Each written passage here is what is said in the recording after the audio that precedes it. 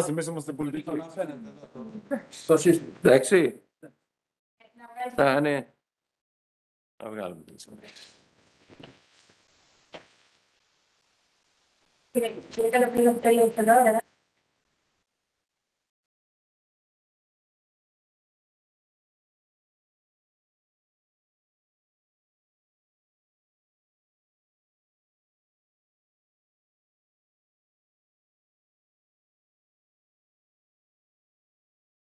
Γενικός Γραμματέας.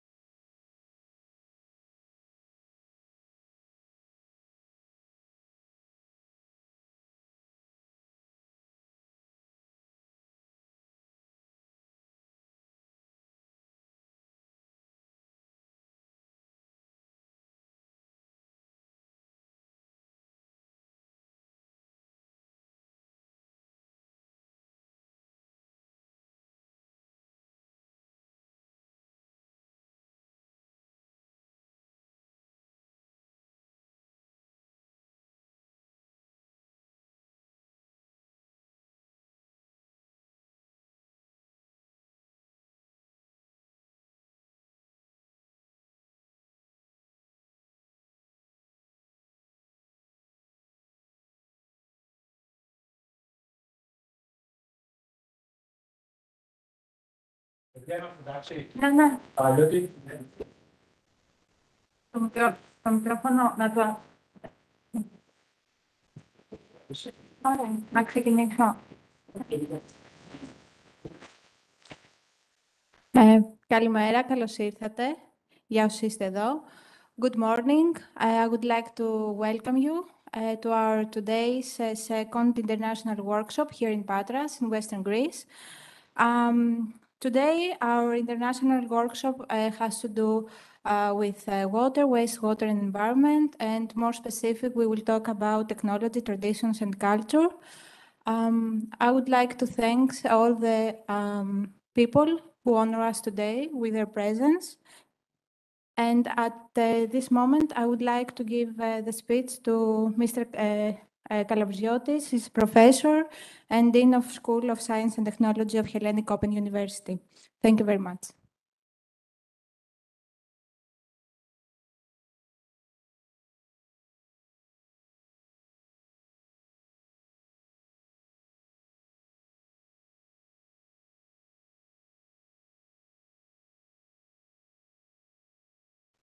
Αγαπητοί προσκεκλημένοι μας, καλημέρα σας, κύριε Γενική Γραμματέα του ΠΕΧΟΔΕ, κύριε Αντιπεριφερειάρχη Περιβάλλοντος, αγαπητοί συνάδελφοι, κυρίες και κύριοι, αγαπητοί συμμετέχοντες διαδικτυακά σε αυτό το workshop, καλημέρα σε όλους και σας ευχαριστούμε. Θα παρακαλούσα τον καθηγητή και πρόεδρο του Ελληνικού Ανοιχτού Πανεπιστημίου, τον κύριο Οδυσσέα Ζώρα, να απευθύνει ένα χαιρετισμό σε αυτή τη διεθνή συνάντηση για το νερό. Καλημέρα Γιάννη μου, καλημέρα αγαπητές φίλες και φίλοι, dear colleagues and friends. It is really my great pleasure to welcome you to the second workshop on water, wastewater and environment technology, tradition and culture. I would also like to take this opportunity to thank the organizer for this important workshop, for giving me the honor to welcoming you all and bringing us together under, of course, these very difficult circumstances, in order to discuss about this very important and hot, let's say, topic. As the president of the Hellenic Open University, I am really extremely proud of our institution for contributing in materializing this conference at the new auditorium of our headquarters on the exact same date of the celebration of the International Water World Day. The second international workshop organized by the Dean of the School of Science and Technology, my very close friend, Professor Ioannis Kalabriziotis, and his research team focuses on water and wastewater of ancient civilization, as well as water, wastewater, and technologies. Both topics are highly multidisciplinary, and I am sure that each one of you will identify subjects of his or her interest and will benefit from many fruitful and enriching discussions. I'm really convinced that this workshop will contribute to genuine and reliable scientific conclusions, while it will also promote potential international collaborations and partnerships for joint actions among the members of various research teams and relevant water organizations globally, enhancing thus the cooperation among them. I sincerely hope that this workshop will have the success it deserves. Sorry that it was not able being with you in the same room, in the same auditorium, and I would like to thank you all of you for attending, and I would also like to wish you to enjoy this meeting. Thank you, Professor Kalabriziotis. Thank you all of you to being with us in this very important topic. Thank you very much once again. Thank you very much, Professor Zoras, the President of the Hellenic Open University. And the next speaker about the opening remarks is Dr. Varelidis Petros. Mr. Varelidis is the General Secretary for Natural Environment and Water Resources of the Ministry of Environment and Energy of Greece. Thank you and welcome.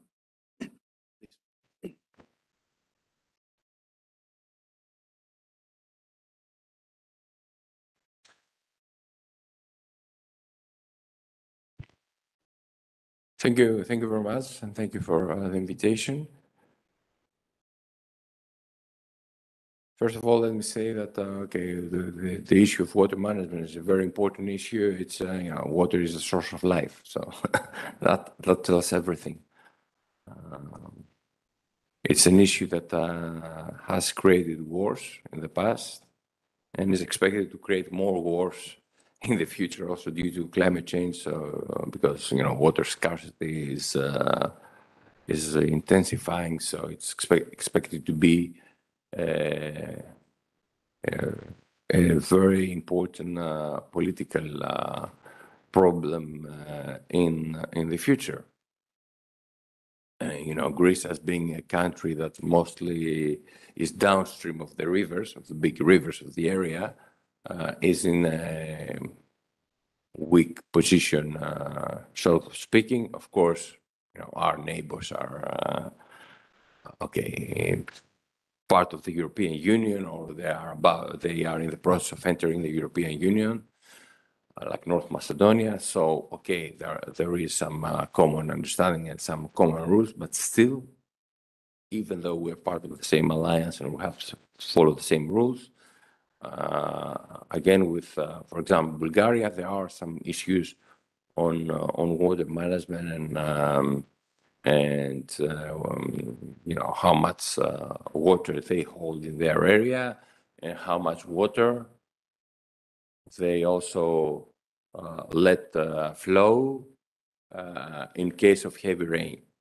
That is why sometimes we have floods downstream, and we're continuously arguing with the Bulgarians to let us more water during the dry season and keep more water during the raining period. And of course, they have their hydroelectric dams, and so it's a complicated situation.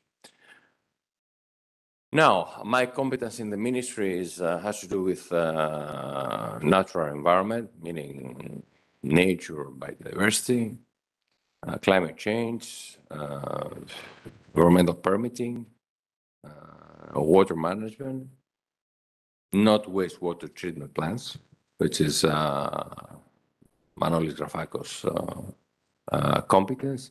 But of course, we all work as a team very closely with the other Secretary Generals and very closely with the Minister. from my part as trying to become from an engineer and a technocrat, trying to be transformed to a politician. I will tell you what our political priorities are on the water issue. First of all, the EU legislation and accordingly the Greek legislation is based, when it comes to water management, is based on the Water Framework Directive. So this is a directive that dictates how we should manage waters in terms of quantity and in terms of quality. And it's based on the drafting and adopting water management plans for river basins, we say in practice for some districts. So we have separated Greece in 14 districts, water districts, and we have 14 water management basin plans. And these are updated in a cycle of 6 years. So right now we're in the third cycle of updating the water management plans. We are running behind the schedule that we should have followed based on the Water Framework Directive. That is for historic reasons, because the first plans were made with 6 years delay. So now we have managed to decrease that delay to 3 years. So we are lagging behind 3 years, which is not good. It's better than 6, but it's not good. Of course, this has to do with our habit to reinvent every time the wheel, so redo the water management plans from the beginning. There are clear explanations for that, but I don't want to say more on that because my minister has told me not to say too many things. But I think the reasons are clear. Anyway, we have signed the contracts with those people that are going to, those scientists and engineers that are going to do the updating of the water management plans. Some are easier than others. The area of Patra is part of the western Greece, river basin. So it's a gifted area with a lot of water.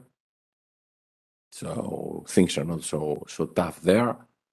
The most contagious issue, of course, is the issue of water management in the Thessalia area and in Teleokarnania because of the issue of Acheloos. Are we going to send part of the water to Thessalia or not? That's a big question. It's a political question. In any case, it's not only us that we decide. We have to follow the EU legislation, and we have to see what also the Commission believes on that. The Commission in general, they don't like diverting rivers from one river basin to other. So I don't expect to see any major changes. Maybe some part, a very small part of the quantity could be diverted, but really maybe something like 5-6% tops. That's what I think. It's going to happen at the end. Anyway, already some part of the Acheloos water is diverted to Thessalia through Lake Plastira, which is Megdovas River, the sub-rivers of Acheloos. So that's the one part. and so the issue of river water management plans. And in parallel, we have the flood risk management plans. So a similar 6-year cycle where we have to draft plans on how we manage the flood risk. Again, there we have some delays, more or less the same as in the river management plans. Again, there, instead of just making a simple update as the EU legislation requires, we redo the whole exercise. That means more money, but okay, this is not good, but okay, this is not my main problem. That means more time. Okay, and that leads to a reproduction of the delays. Anyway, we have also assigned the contracts there, so hopefully by the end of 2023, the update will be finalized. And of course, all this is supported by the monitoring program we have for the quality and the quantity. There, of course, there's always room for improvement in terms mainly on the selection of monitoring points. The other part of policy we follow is the bathing water directive, meaning that we measure the quality of the bathing water. Of course, this is an EU legislation that is for us very easy because the standards are so low so that everybody can pass. I mean, also the northern countries. I mean, if you go to the Baltics, you know, the Baltic Sea, you put your hand in and you don't see your hand. It's half a meter, you don't see anything. So the standards are so low that also the Baltic Sea can pass. So it's really, it's not easy to fail. To put it bluntly, you know, in the bathing water directive, the technical specification to have a monitoring point is such that basically it's only the beaches that we consider very popular and inevitably kind of not clean are you know are selected, and the ones that you know when we want to go to swim to clean waters, we go to swim. These are not selected as a measuring point, as monitoring points, because they don't have the 100 people per day that's required and all these technical specifications. So that's a part where you know the conditions are such in Greece that we do excellent. Actually, we do best than anybody else, but okay, for political reasons, they tell that okay, Greece and Spain do equally well because you know otherwise the Spanish would complain. Now, the main policy change that has been introduced the last years is the ministerial decision on the costing and pricing of water services. By saying water services, we mean the cost of potable water. So it's the management of the potable water and the management of wastewater. So meaning the wastewater sewage system and the wastewater treatment plan. And all this is called water services, what is carried out in Greece by the EA. And EIDAP and EIATH in Athens and Thessaloniki. And the reason for that being that according to the EU legislation, we need to recover gradually. We need to go to 100% cost recovery, which is the case in some DEA, but in some other DEA, we are far below that percentage for many reasons. So we are trying to rationalize this. However, although we have this relatively new piece of legislation from 2017, it was part of the work done by the pressure of Troika. This part of legislation has not been practically implemented yet, which is, a big issue in Greece.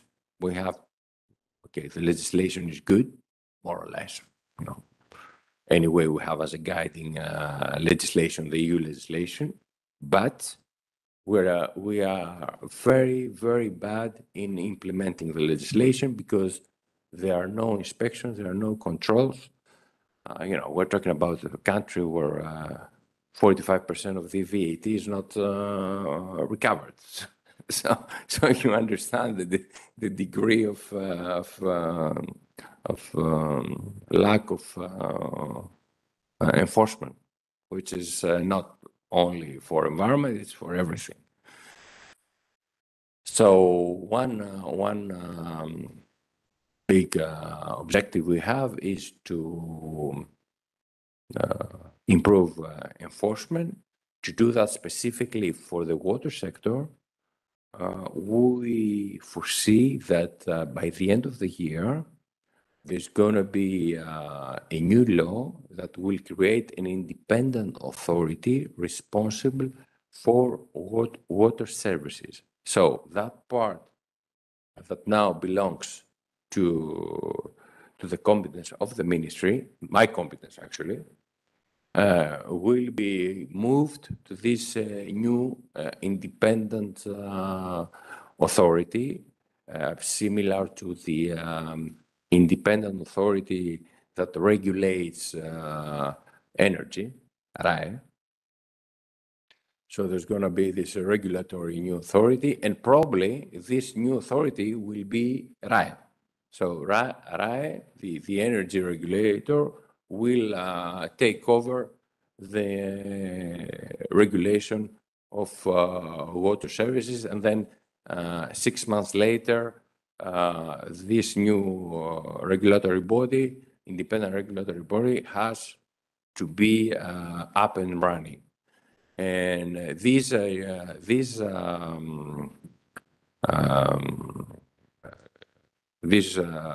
changes in the legislation will be, for sure, will take place for the simple reason that they are set as prerequisites in the RRF. The RRF is this, 21 billion euros that have been given to us and also to other countries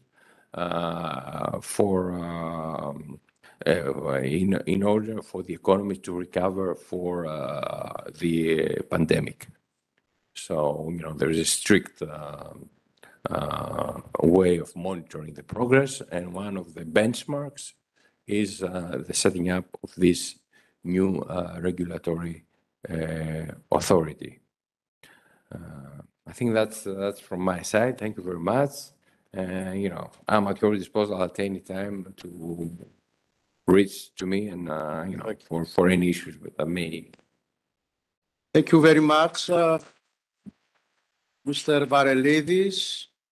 Very much, Mr. General Secretary for Natural Environment and Water Resources of the Ministry of Environment and Energy, Greece. And I hope that to continue our very good cooperation with the Ministry of Environment generally, because all of this about the water the other is very important. Thank you very much. The next opening speech is from Mr. Dimitrogiannis Labros. Mr. Dimitrogiannis is the Deputy Regional Governor for Energy, Environment, Natural Resources and Spatial Planning in the region of Western Greece. Mr. Dimitrogiannis, please.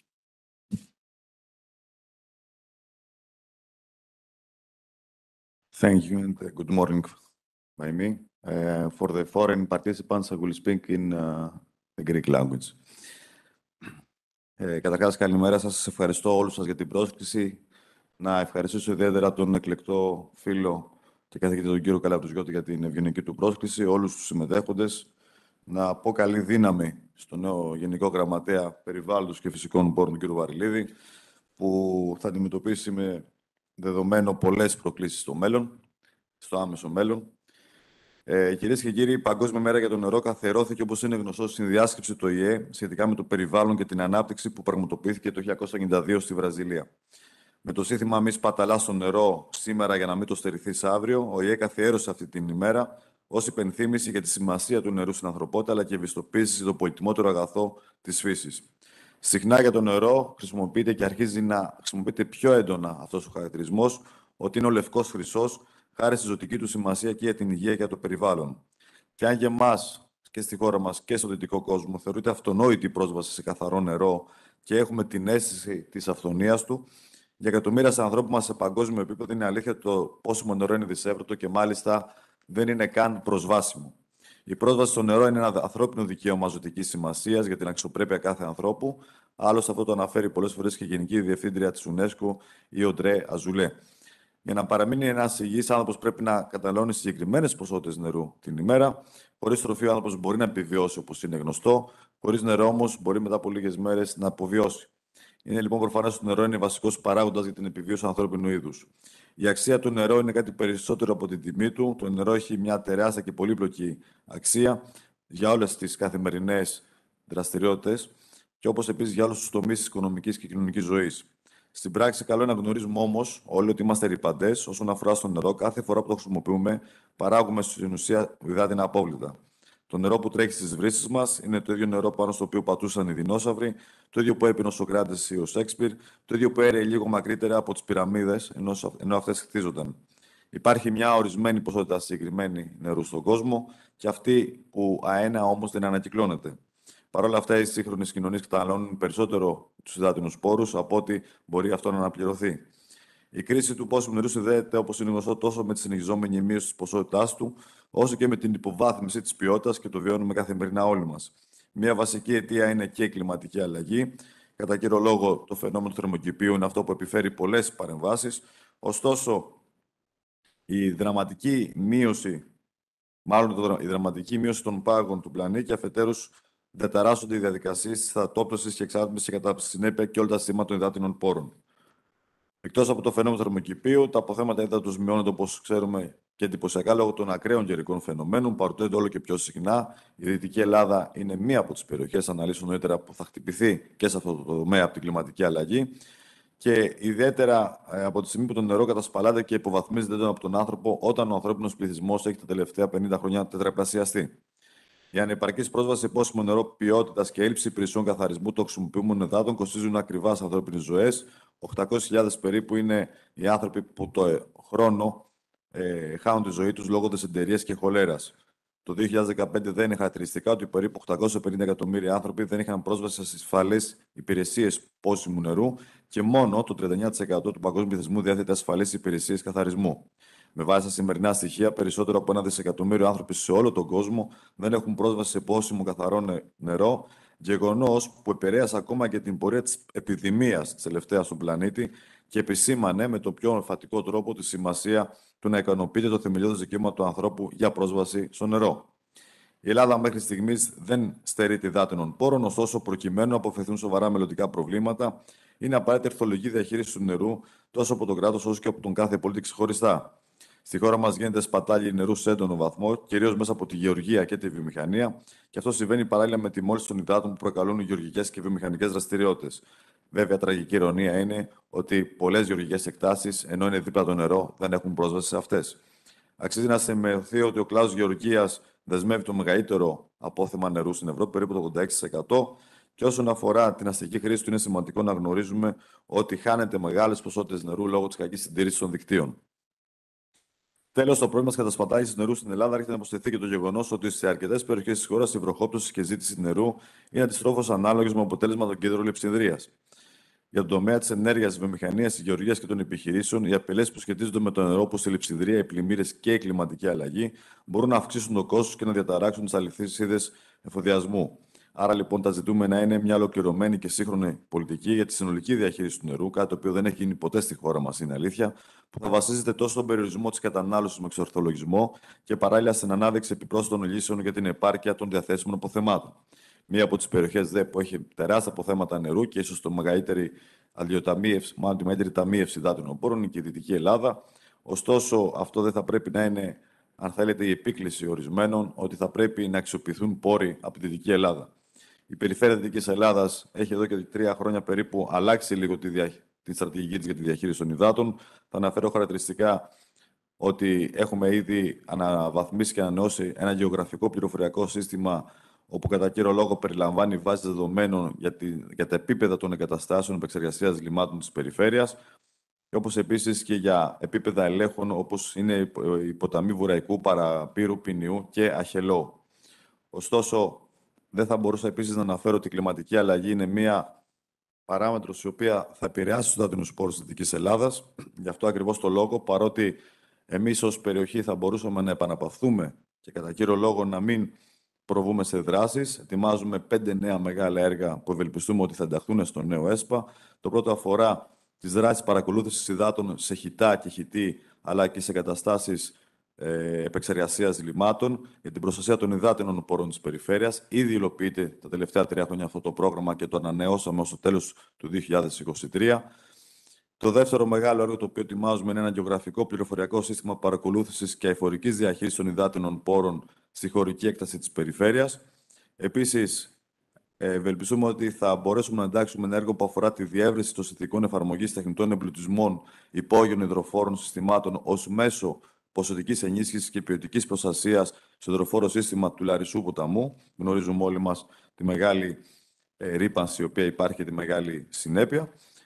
Επίσης, άλλα 2 έργα είναι ο προσδιορισμός της κατώτατης στάθμης φυσικών λιμνών και προσδιορισμός μέγιστου εύρους διακύμανσης στις φυσικές λίμνες της περιφέρειας Δυτικής Ελλάδας, όπως επίσης και ο καθορισμός και οριοθέτηση περιοχών υπόγειων υδάτινων συστημάτων που παρουσιάζουν κακή ποιοτική κατάσταση λόγω υφαλμύρησης, όπως παράδειγμα το υδροφόρο σύστημα της Βόρειας Αχαΐας.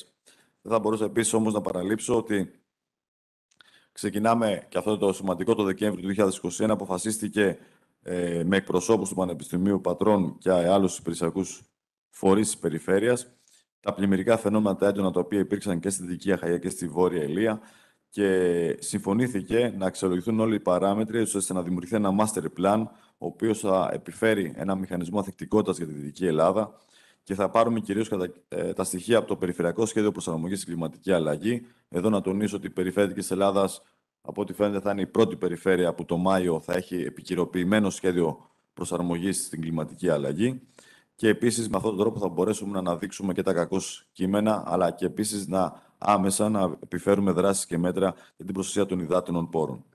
Θα ήθελα να κλείσω σιγά-σιγά λέγοντας ότι παρότι η Δυτική Ελλάδα έχει το χαρακτηριστικό να έχει τα μεγαλύτερα υδάτινα συστήματα στη χώρα και επειδή αυτά τα υδάτινα συστήματα είναι, αν θέλετε, τα στοιχεία τα οποία προσφέρουν οικονομικά, αναπτυξιακά και κοινωνικά όλα αυτά τα χρόνια στην περιοχή μας, θα ήθελα να αναφέρω ότι παρόλα αυτά, ως περιφέρεια της Ελλάδας, όπως είπα και νωρίτερα, ετοιμάζουμε δράσεις οι οποίες είναι προστασίας και για το μέλλον, αλλά και επίσης ορθής αξιοποίησης και ορθολογικής διαχείρισης των υδάτινων πόρων.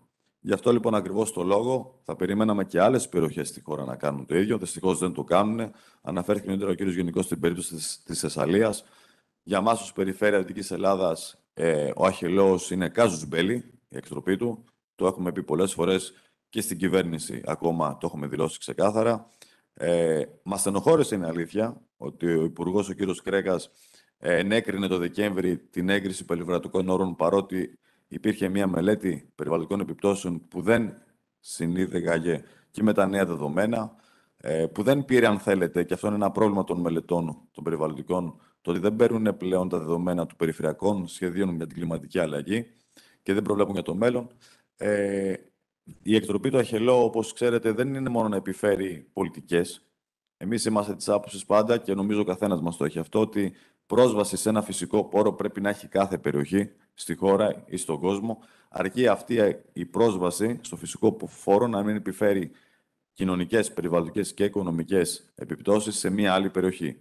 Υπό λοιπόν αυτό το πρίσμα για μας δεν είναι ανεκτή η εκτροπή του αχελώου. Γνωρίζουμε και τα οικονομικά και τα περιβαλλοντικά δεδομένα και τις συνέπειες που θα υπάρξουν για εμάς και την περιοχή μας, και γι' αυτό ακριβώς δεν θα έχουμε κανένα πρόβλημα να καταφύγουμε δικαστικά, προκειμένου για 8η φορά, έτσι, τις προηγούμενες 7 τις έχουμε κερδίσει, 6 φορές στο Συμβούλιο της Επικρατείας και 1 φορά στο Ευρωπαϊκό Δικαστήριο, να καταφύγουμε για 8η φορά στην νομική οδό, διότι θεωρούμε ότι το αναφέρωτο δικαίωμα της πρόσβασης στους υδάτινους πόρους πρέπει να το έχουν όλοι, και σε καμία περίπτωση δεν θα πρέπει ένας πόρος όπως είναι το νερό να λειτουργεί κάτω από απικιακά χαρακτηριστικά.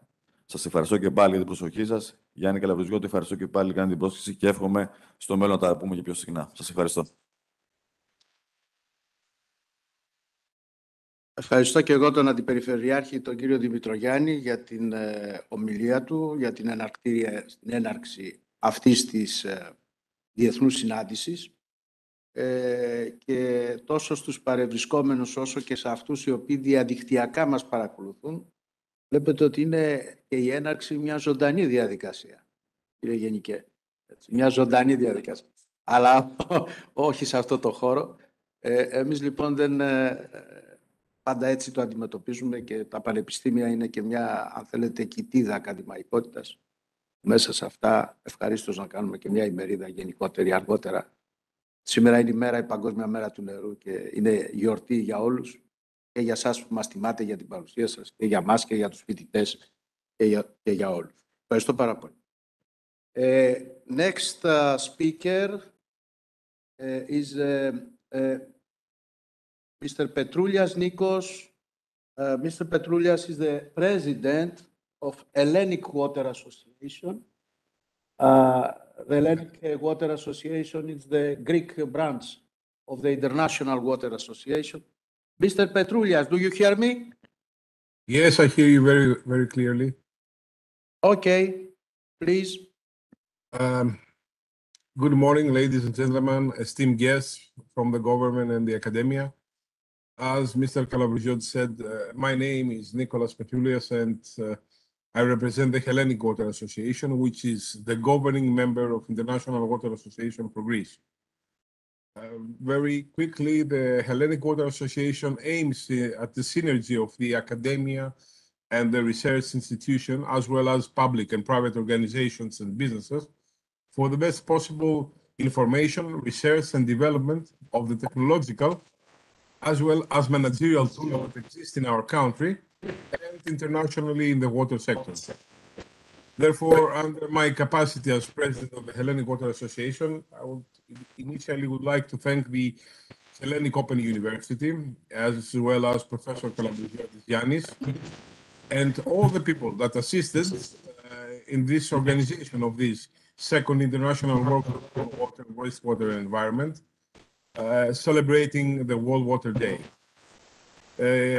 It is important to say that the Hellenic Water Association, as International Water Association, applauses, approves, encourages, and always try to assist and be next to similar efforts towards the awareness of the scarcity of water. The approach of the topics of this extremely interesting workshop can be the path and be the road for collaborations, new collaborations between scientific teams, specialist groups from all over the world, under the common aim of unifying the know-how in these special sectors that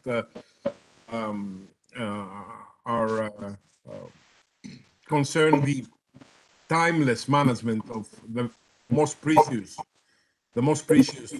Earth's material that we call water, that as well as this has been expressed, developed in different civilizations and ethnicities since ancient times until today. As a mechanical engineer and involved in the water, I must also say that the reference of the workshops in the technologies of today is also extremely interesting. As previous speaker said, and you all may know, World Water Day was established 30 years ago in 1992 in a United Nations conference for environment and sustainable development 30 years ago. Since then, a lot of things have changed, but I think the phenomenon of the climate change is the one that continuously more and more negatively influences our planet.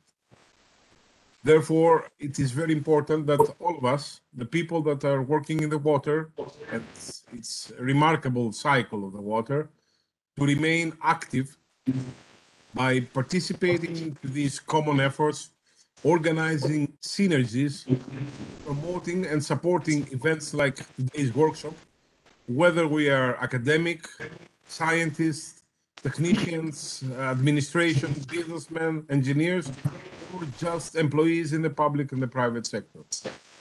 Therefore, I would like to salute this workshop and wish all the success in the proceedings, and I would like to thank one more time Mr. Kalaboujotis for his invitation. Thank you all for the honor. I wish all the best. Thank you very much, Mr. Petroulias, for your opening speech from Hellenic Water Association. It is very important, this organization, for all the scientists about the water in Greece, and of course, including the environment. Thank you very much. Επίσης, θα ήθελα να αναφέρω ότι το συνέδριο με τους χαιρετισμούς του Αρχηγού του Γενικού Επιτελείου της Αεροπορίας, του Αντιπτεράρχου κ. Μπουρολιά, παρακολουθεί το τμήμα περιβάλλοντος του ΓΕΑ, καθώς επίσης και εκπρόσωπος κ. Κοτούλας από την 116 πτέρυγα μάχης, τους οποίους και ευχαριστούμε θερμά για την παρουσία του.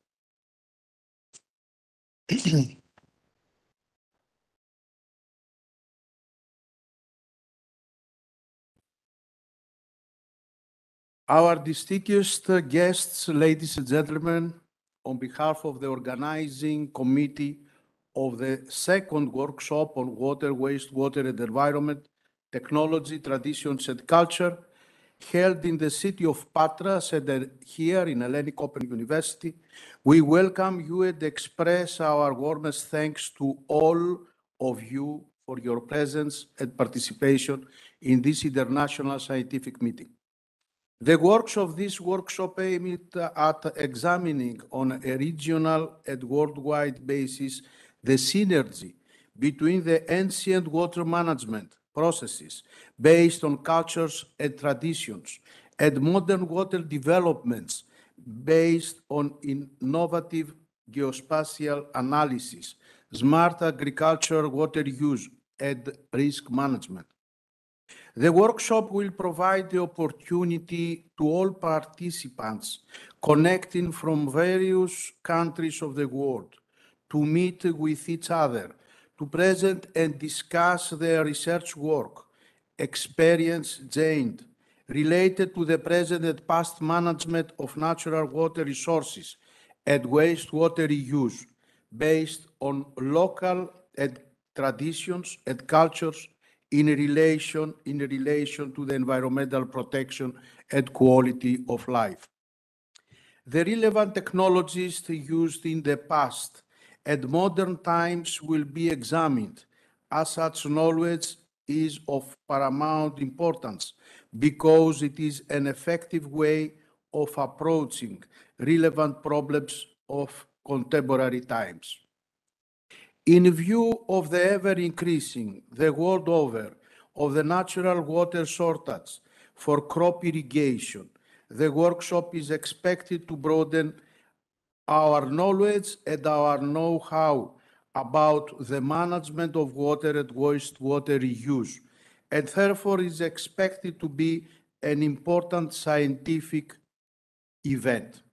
That is why it has been decided to be organized within the context of the celebrations of the World Water Day on March 2020.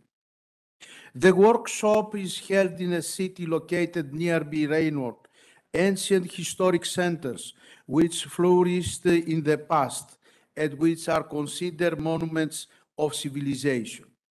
Some of the most well-known are ancient Olympia, the cradle of the Olympic Games, Delphi, Mycenae, known of the Mycenaean civilization, which is a World Heritage Site, and of course the ancient Corinth, the castle of Patras, Rio, Adirio, Palamidi, Acrocorinthos, and Chalmuzi in Ilia Perfection.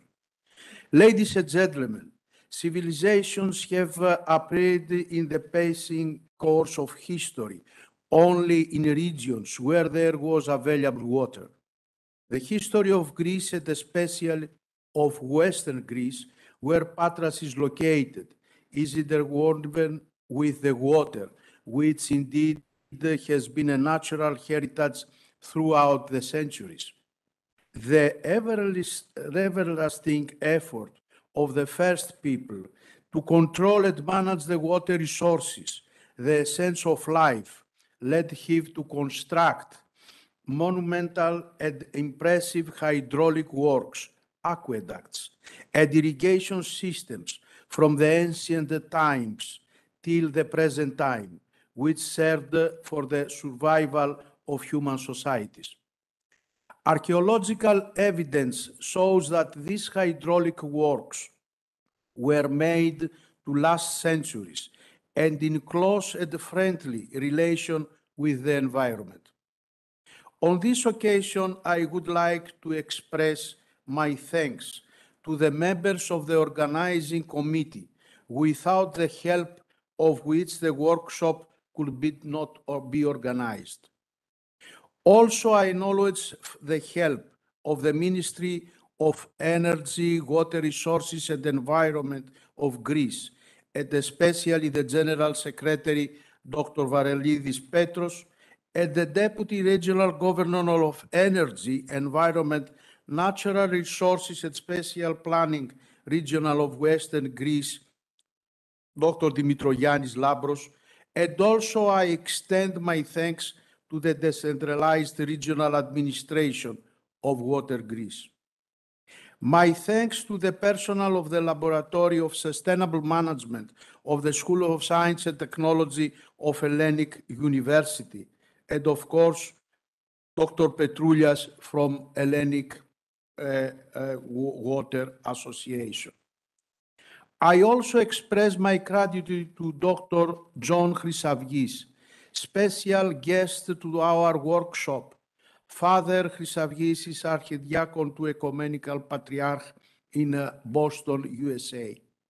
The important initiatives of the Ecumenical Patriarch Bartholomeus for the environment were developed by Dr.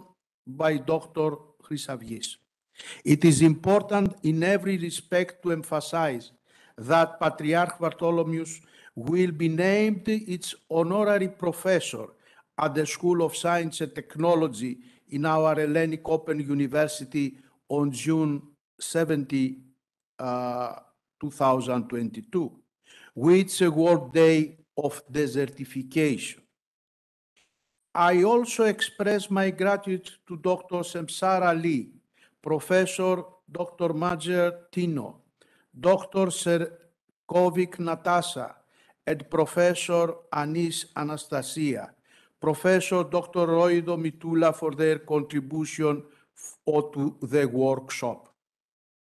It was also a special pleasure to connect with the respective workshop that is now taking place in Rome after a few minutes. And I would like to thank to Professor Vincenzo Spizza and also to Dr. Professor Lofrano Giussi for this synergy from Greece to Italy. Finally, I would like to comment to participation of students from the University of Jordan in Amman, who exceed all expectations. Similarly, I thank all of you for honoring the workshop with your presence and for your participation in the discussions, and of course for your presence in the celebrations of the World Day. Thank you very much to all.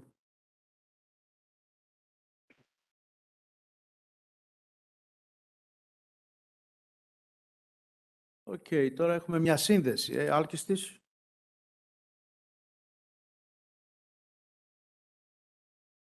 Μας ακούν?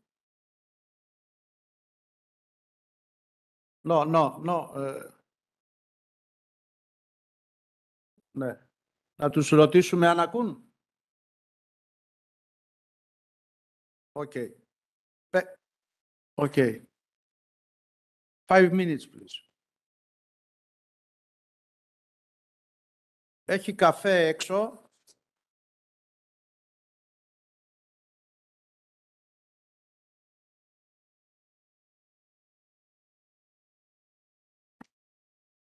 We will make a break for 5 minutes, and then we will connect with World Water Day in Rome. Thank you very much.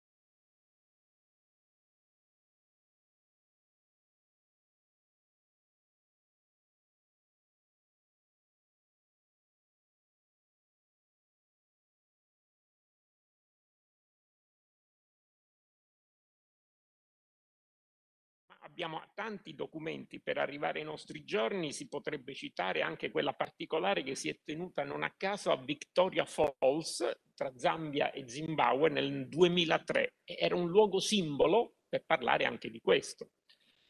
Per non dimenticare, nel Quebec nel 2008 si è lavorato l'esprit de lieu, lo spirito del luogo, l'importanza di proteggere e conservare le vie di comunicazione sull'acqua come rapporto culturale tra i popoli, oggi molto. Tornando alle vicende storiche, in pochi minuti si potrebbe dire 2 minuti che... si potrebbe dire che dall'antichità romana ad oggi, pensiamo ai tempi dei Romani, dagli acquedotti alle terme, all'importanza. Okay, thank you very much for this short break. We are back for our second session. One moment.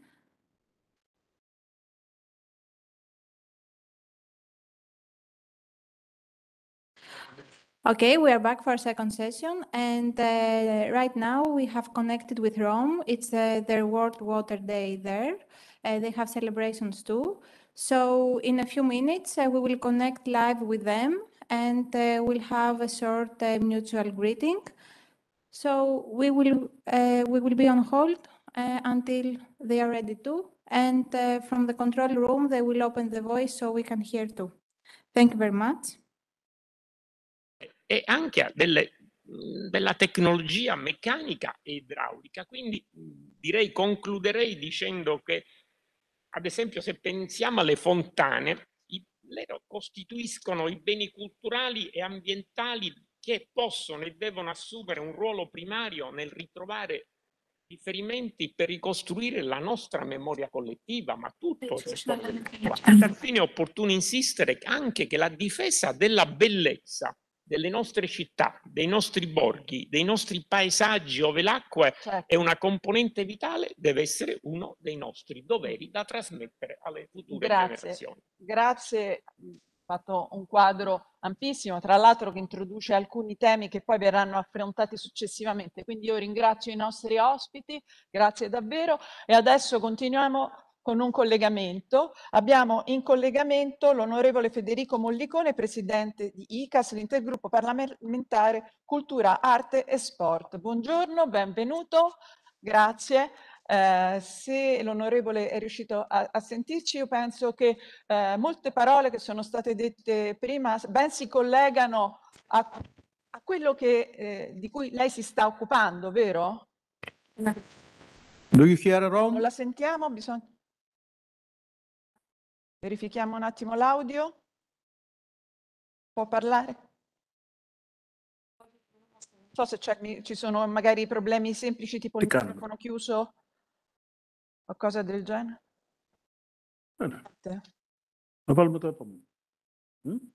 Non si sente. Allora, noi intanto andiamo avanti con il generale. Vediamo, facciamo un ultimo tentativo, vediamo se l'onorevole riesce.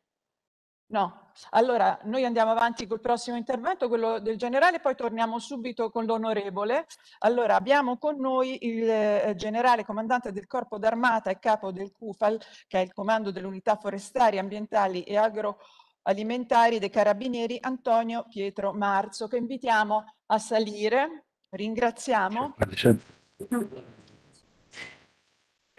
Perché la divisa che vedete è una divisa che serve a proteggere, prego, serve a proteggere le nostre acque. E sono molte le operazioni che fate appunto per tentare di difendere, no, gli attacchi illegali, l'inquinamento. We will come back to Rome in a few minutes when they are ready to. So I would like, please, the control room to proceed with the video of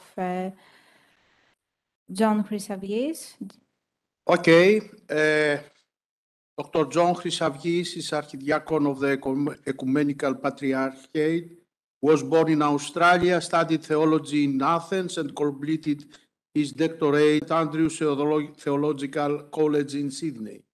He taught theology in Sydney and Boston. He serves as theological advisor to Ecumenical Patriarch Bartholomew.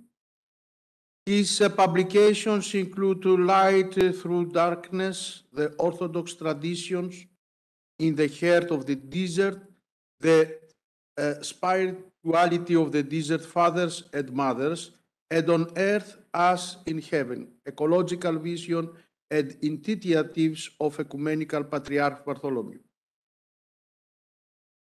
Please.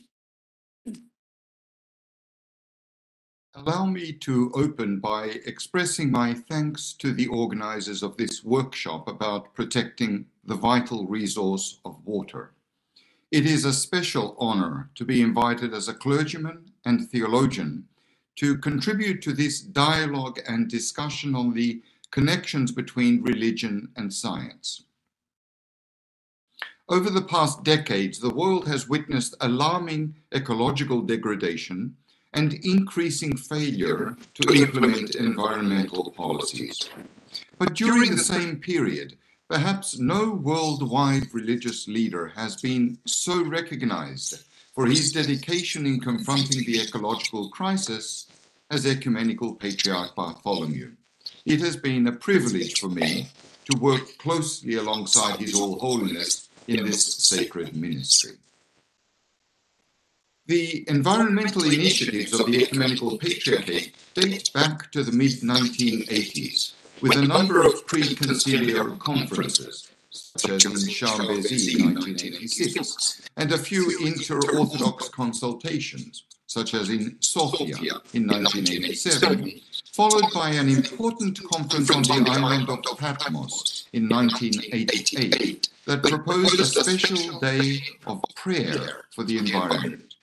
The next year, 1989, inaugurated September 1st as the Day of Prayer for the preservation and protection of the natural environment, with the first patriarchal encyclical issued by Patriarch Demetrius and subsequently the rest by Patriarch Bartholomew. All Orthodox churches heeded this call in 1992, as did soon afterward the Conference of European Churches in 1997 and the World Council of Churches in 2002. In 2017, Pope Francis and the Archbishop of Canterbury also adopted the same day for the Roman Catholic Church and the Anglican Communion worldwide, respectively. These and other groundbreaking initiatives by His All Holiness, including a series of international conferences, symposia, summits, and seminars from 1991 to this day, have earned the Patriarch a number of awards and acclamations, while also dubbing him the Green Patriarch for persistently proclaiming the primacy of spiritual values in determining an environmental ethos. Time magazine named him one of the world's most influential people in advocating and advancing creation care. But the hallmark of the Patriarch's initiatives is not political success or public relations. It is actually humility. It's about recognizing and reminding ourselves about the vital connections in our world. And I will come back to this in a moment. But in beholding the larger picture, the Ecumenical Patriarch recognizes that he stands before something greater than himself, indeed something greater than his or any other church or faith. This is why the Patriarch has labored to convince his own peers and faithful about the pressing importance of climate change. Now, the Patriarch's vision and initiatives have focused on waters in rivers, seas, and oceans that cover 2/3 of the planet's surface. This is especially the case with the International Symposia, the first of which was held in 1995 and the latest in 2018. These symposia gathered scientists, environmentalists, journalists, policymakers, and representatives of the world's major religions in an effort to draw global attention to the plight of waters from the Aegean to the Arctic and the Amazon. In the 6th symposium, held on the Amazon in 2006, participants journeyed to the crossing of the Rio Negro and the Rio Solimões for a special ceremony of the blessing of waters by the Ecumenical Patriarch and the local indigenous leaders. So the patriarch has consistently castigated the degradation of the environment and its waters as sinful. In 1997, for example, he declared, quote, "To commit a crime against the natural world is a sin. For humans to contaminate the earth's waters, land, and air with poisonous substances, these are sins." With these and other statements and initiatives, the patriarch is not only responding to contemporary challenges, he is responding to his vocation to follow the commandments. Creation care is first and foremost a matter of faith in a loving God. From the very first moments of creation in the book of Genesis, God's Spirit is said to brood over the face of the world in Genesis 1, verse 1. And that's interpreted by Basil of Caesarea in the 4th century as the divine spirit preparing the nature of water to produce all living things, bracing the nature of water to produce the living universe. Very much, as he observes, like a bird broods on its eggs. Similarly, in his third commentary on Genesis, again in the 4th century, St. John Chrysostom refers to a fertile power that was active and alive in the waters and in the world, ultimately empowering all living things to emerge. The hymns in the Orthodox Church for the Feast of Theophany that commemorates the baptism of Christ in the Jordan River, which is commemorated on the 6th of January, these hymns declare, "The nature of the waters is sanctified, the earth itself is blessed, and the heavens are enlightened." And the great blessing of waters, recited on the same day, provides the reason behind this blessedness of the earth. Quote, "So that by the elements of creation, and by the angels, and by human things, by things visible and invisible, God's most holy name may be glorified." The same, by the way, occurs in the sacrament of baptism, where every Christian is initiated and planted forever in Christ, which is symbolically prefigured in the crossing of the Red Sea, that passage or Pascha from slavery to freedom, from death to life by God's people. These rituals, these expressions underline the significance of water in a world where water is carelessly wasted and polluted. In this light, water rights are the other side of the same coin we could label as fundamental human rights. So in this context, our discourse should be less about rights or privileges and more about responsibilities or obligations. And preserving God's creation is about protecting all people. One important lesson that the Patriarch has conveyed over the last 30 years is that climate change is not only a political or a technological issue, it is primarily, fundamentally, a religious and spiritual issue, which means that religion has a vital role to play. In all that he says and does, the Patriarch is always aware that everyone, without exception, irrespective of confessional or religious persuasion, must be included. Moreover, the Patriarch is aware that environmental issues are intimately related to social issues, war and peace, social justice and human rights, poverty and unemployment. Because the way we treat the earth reflects the way we treat people, especially the poor. In church circles, this is called eco-justice. This interconnectedness, which reminds us that the earth unites all of us before and beyond any doctrinal, political, racial, or any other differences. We may or may not share religious convictions or ethnic cultures, but we do share a common experience of the environment. We do share the air that we breathe. We do share the water that we drink. We do share the ground that we tread. By some mysterious connection that we do not always understand, and in fact sometimes even choose to ignore, the earth reminds us of our calling to be humble and compassionate. So creation care brings us divided, insulated nations and parties, disciplines and individuals before a common task, a common focus that we must face together. It's all about perceiving connections.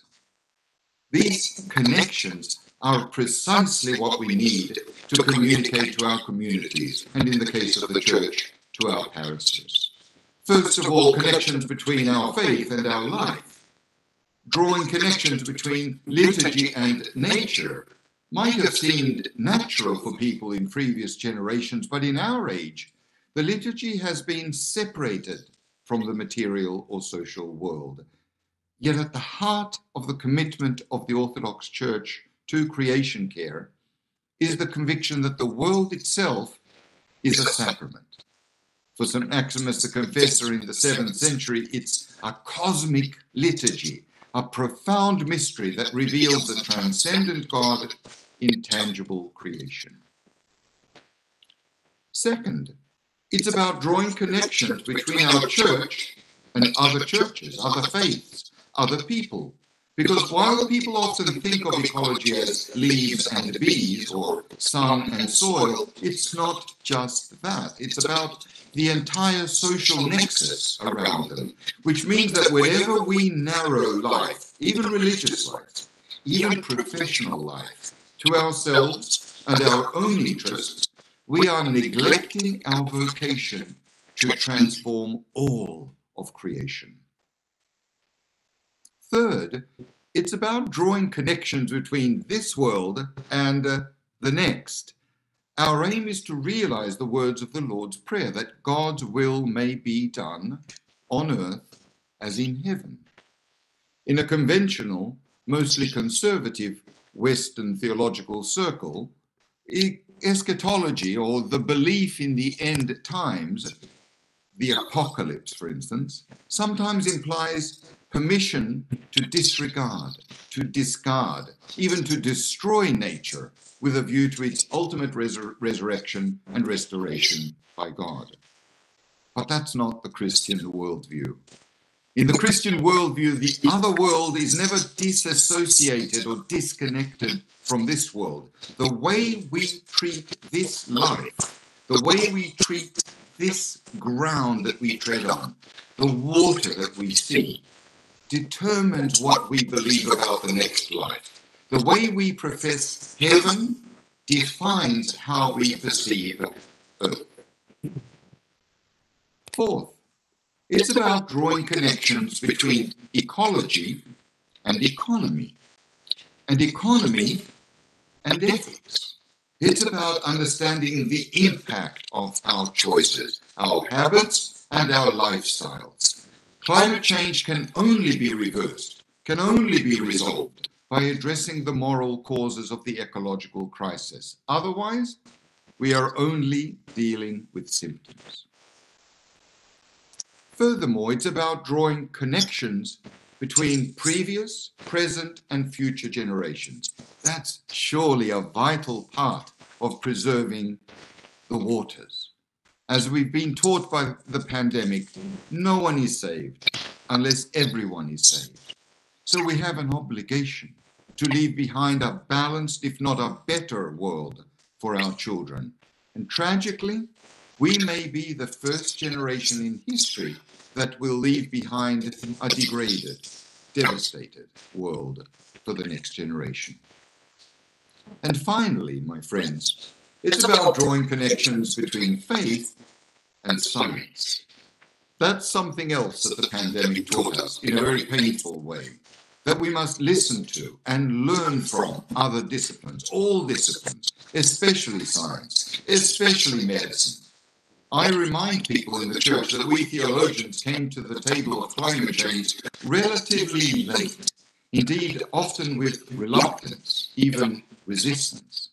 As I've noted several times, the Greek word for crisis, krisis, implies judgment, and we will be judged by our response to phenomena that shape our lives, whether COVID-19 or especially climate change. I say especially because the greatest threat to our planet, the defining issue of our time, is not the novel coronavirus, but climate change. The growing but neglected toll from rising global temperatures will actually eclipse the current number of deaths from all infectious diseases combined if climate change is not constrained. Which is why, in the wake of the pandemic, the World Economic Forum called for a great reset of capitalism, arguing that sustainability will only be achieved through drastic lifestyle changes. You see, as even zealous Orthodox bishops learned the hard way from the pandemic, we cannot play politics and we cannot play God with science, which is about the health of people. And by the same token, we cannot play politics and we cannot play God with climate change, which is about the health of our planet. It has been a sobering lesson for the Church to confess that it must function in connection with and not in isolation from other disciplines.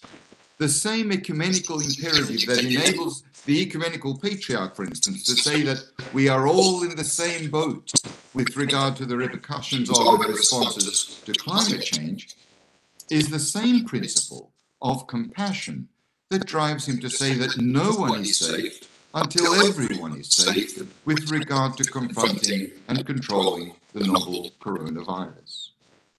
And so in June 2017, Ecumenical Patriarch Bartholomew appointed a special commission of theologians, clergy and laity, men and women, to prepare a document on the social teaching of the Church as experienced and as expressed in the historical practice of the Orthodox Church and in the modern practice of the Ecumenical Patriarchate, especially in the light of the Holy and Great Council of Crete that was held in June 2016. The text commissioned by the Patriarch is entitled For the Life of the World, Toward a Social Ethos of the Orthodox Church. And while it was completed before the current pandemic broke out, it nonetheless establishes vital parameters, general principles for a much-needed social mindset that informs and prepares Orthodox Christians striving to meet the modern challenges of racism and poverty, human rights and bioethics, as well as technology and climate change. The objective is not to provide prescriptive answers, but to kindle a vital conversation on the role and responsibility of Orthodox Christians in the modern world. Let me conclude. There is undoubtedly a primordial aspect to the element of water. Today, science confirms that the unique as the source of all life. It is endlessly repeated that the two-thirds of coverage by water on the Earth's surface is equivalent to the proportion of the water in the body mass of human beings. Each of us, then, is a miniature, a microcosm of the world's oceans. And water clearly cradles us from birth and sustains us in life. It enlivens our spirit, refreshes our heart, and purifies our body. A lack of access to water leads to illness, violence, and death. 1 in every 2 of our world's sick people suffer from symptoms associated with the absence of clean drinking water. And 80% of diseases in the developing world are linked to the use of polluted water. Every 8 seconds, a child dies from drinking unclean water. So clean water is a moral crisis, a moral challenge. Moreover, water scarcity is increasingly becoming a source of conflict, even war. Tragically, we tend to consider water as a marketable commodity rather than a common good, a fundamental right. Our management strategies adversely affect the poor, while access to water is a growing source of global inequality. More recently, this is especially evident in the Middle East and West Africa, where millions have emigrated from rural farming to urban regions as a result of war and drought.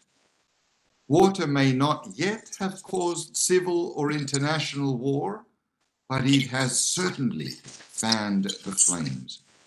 In Latin America, too, similar threats have led to threats to indigenous communities and environmental activists.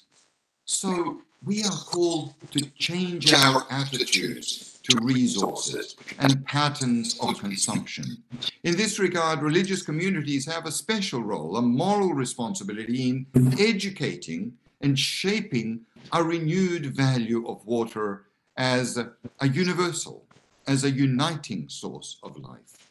We are called to shift from a paradigm of exploitation and consumption to a culture of gratitude and generosity, echoing the words of the prophet Isaiah. Come to the water, all of you who are thirsty. Come, even though you have no money. From Isaiah 55, verse 1.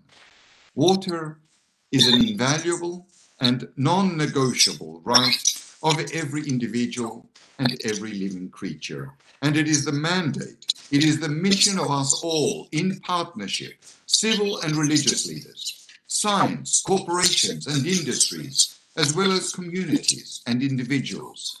It's the mission of all of us to strive for and to provide clean, sustainable and safe water for our cities and citizens, for the planet and all people. This is the only way toward peaceful coexistence and global survival.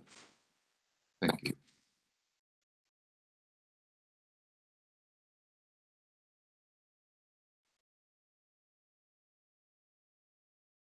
Dr. John Chrysavgis from Boston, USA. We have a very large schedule about the time. It's maybe 8 hours difference now in Boston. This is the video. Thank you very much for your very interesting presentation. It is the first presentation today in this workshop. Alkestis, what do we now?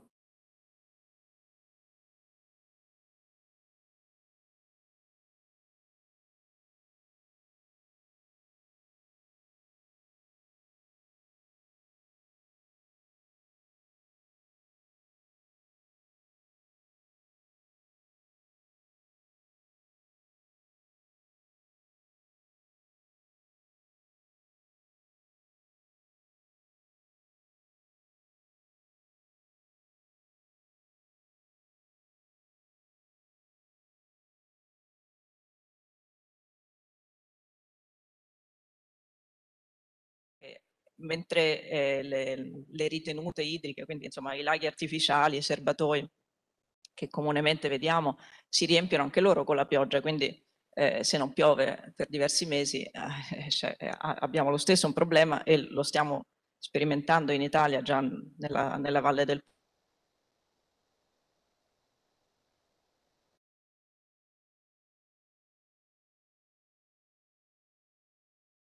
Okay. Please to continue. The next presentation, it is from Dr. Semsar Ali from International Center on Canals and Historic Hydraulic Structures. And the title of this presentation is The Role of Persian Canals in the Development of Villages and Cities. Dr. Semsar, do you hear me?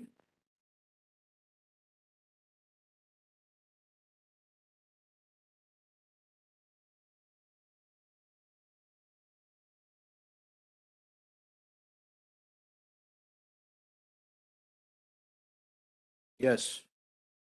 Dr. Mayer, Tino, do you hear me? Yeah, yes, I'm here. Okay. Good morning from Patras, Greece. Good morning from Berlin, Germany. Okay. Tino Mager is Assistant Professor of the History and Theory of Architecture and Urbanism at the University of Groningen and President of ICOMOS Germany. Previously, he worked at the Faculty of Architecture and Built Environment at Delft University of Technology in Holland, was a Fellow of Leibniz Association at the University of Queensland. He studied media technology in Leibniz and art history and communication science in Berlin, Barcelona, and Tokyo. Tino is Secretary General of the ICOMOS International Scientific Committee on Water and Heritage and published weekly on cultural heritage. Tino, thank you very much to participate here in the Hellenic Open University. And of course, I remember you from a very good scientific meeting in Taiwan maybe 3 years ago. Yes, yeah. Before the pandemic. Exactly, yes. One of the last meetings. Okay. Yeah. Okay. The title of his presentation, it is ICOMOS Water and Heritage. Yes. Tino, please. Okay. Yeah, well, good morning from Berlin. It's a pleasure to be here. I'm thankful for being a participant of our workshop. And also apologies, I am at a conference here on Eric Mendelssohn, a German Jewish architect, and I'm very involved in this conference also as the ICOMOS president, so therefore I can only join briefly for this one session, and thereafter I have to leave again, but I will give you a presentation on the IC Water, explain you what it is, and maybe have a couple of minutes for discussion afterwards. Let me share my screen, just to find out how this works. Oh, how can I share? 1 second.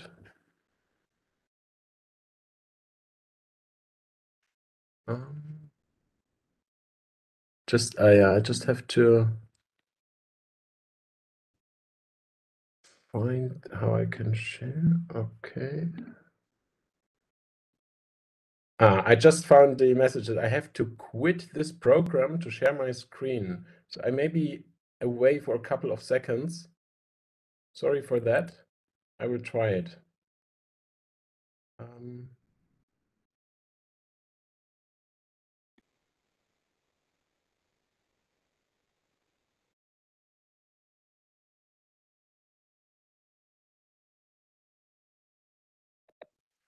So that's me back again.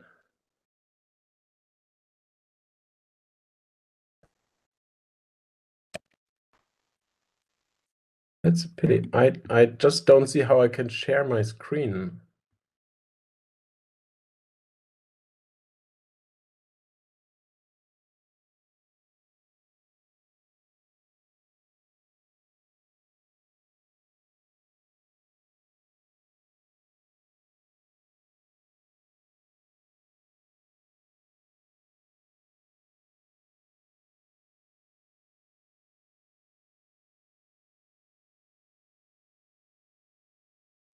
Dr. Meyer? Hello? Dr. Meyer? Yes. Can you see it now? Yes, it's fine. Thank you very much. Okay, yeah, sorry for the trouble. It was a bit difficult for a second. Okay, now we can go on with the presentation.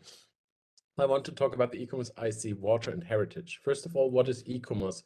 ICOMOS is a globally operating NGO, and it's the International Council on Monuments and Sites. So this is a organization with national committees in more than 102 different countries in the world. Just a second. Yeah, here you see the next screen. You can see that ICOMOS is presented in many countries on many continents, a little bit underrepresented on the African continent, and we have more than 10,000 members. So ICOMOS is an organization of experts on monument preservation, monument conservation. It was founded in 1965, and we are also cooperating with UNESCO, for example, because e-commerce is giving evaluations and assessments of specific sites for inscription into the World Heritage List. And this is basically, or very shortly, what e-commerce is doing. And e-commerce has, apart from these national committees, also so-called international scientific committees. And here you can see, sorry, the International Scientific Committee is a vehicle through which e-commerce brings together, develops, and serves its worldwide membership according to fields of specialized interest. So e-commerce expects the ISCs to be at the heart of scientific inquiry and exchange in their domains. So these ISCs are dedicated to specific topics of monument preservation, monument conservation. And I'm giving you here a list of different ISCs of e-commerce. It's not necessary to read that list, but just to pick out a couple, you see that there are these committees, for example, on stone, on wood, on vernacular architecture, on cultural roots, so on different aspects of monumental heritage. Me as an e-commerce member, together with other e-commerce members from in the beginning, mainly the Netherlands, but actually from countries all over the world, experts that had or have an interest in water and historic water devices. We realized that there's actually no international scientific community concentrating on the aspects of water-related heritage.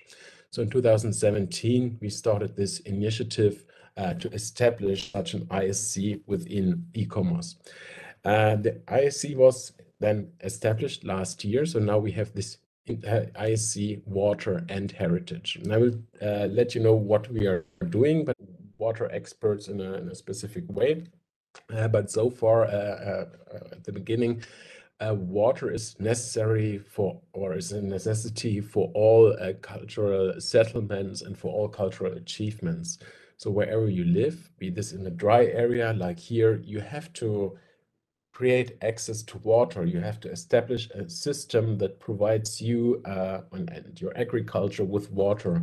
Vice versa, in an area with too much water, you have to live with the water, create systems, management systems, traditions that help you to protect yourself and your livestock from water. So all over the world, over centuries and millennia ago, these approaches to water were developed, and very specific sites were developed, management structures, traditions that help people deal with water. And these are all, in a sense, heritage aspects, heritage sites that we are going to investigate, that we are interested in. So it is not so much about protecting heritage from water, but looking at heritage that is related to water in one of many ways. On Mama that we find in Syria, and with this other picture from the Isle of Man, it's a little island between the UK and Ireland. You also see these technical devices for centuries and even millennia. And most of these devices worked very well for a very long time. So there's also an aspect of sustainability in them. By looking at these historical sites, we can actually investigate what worked very well at which area and what was the impact on the local environment. So we actually get case studies here on the sustainability of water use, of water management, etc. So this is one aspect why this water heritage is actually very interesting, because it is a source of knowledge and also a source of experience when it also comes to environment protection, as we just heard in the speech before me. Water is not only doesn't only play a role in cultural picture from an old building in Germany. It provides the height of different floodings, and you can see here this is from the 19th, 18th, and even the 16th century, and it is said how high the river was at a given time during a flooding. So people actually for a very long time had to live with these phenomena. Yeah, they had to adapt, they had to make buildings that are not washed away when the water comes, but they just had to live with water. What we did in the 20th century and with a lot of modern engineering is to fight nature in a way, to erecting protective walls, like here in Japan, that protect from water, and it might be very important at specific places. But on the other hand, these devices have an impact on the nature, on the landscape. You can also imagine that it may not be very nice to live here directly behind this wall. So looking at the heritage and at this living with water and the traditional approaches to protecting people from flooding, like in this example, a huge park is used also as a water for flooding.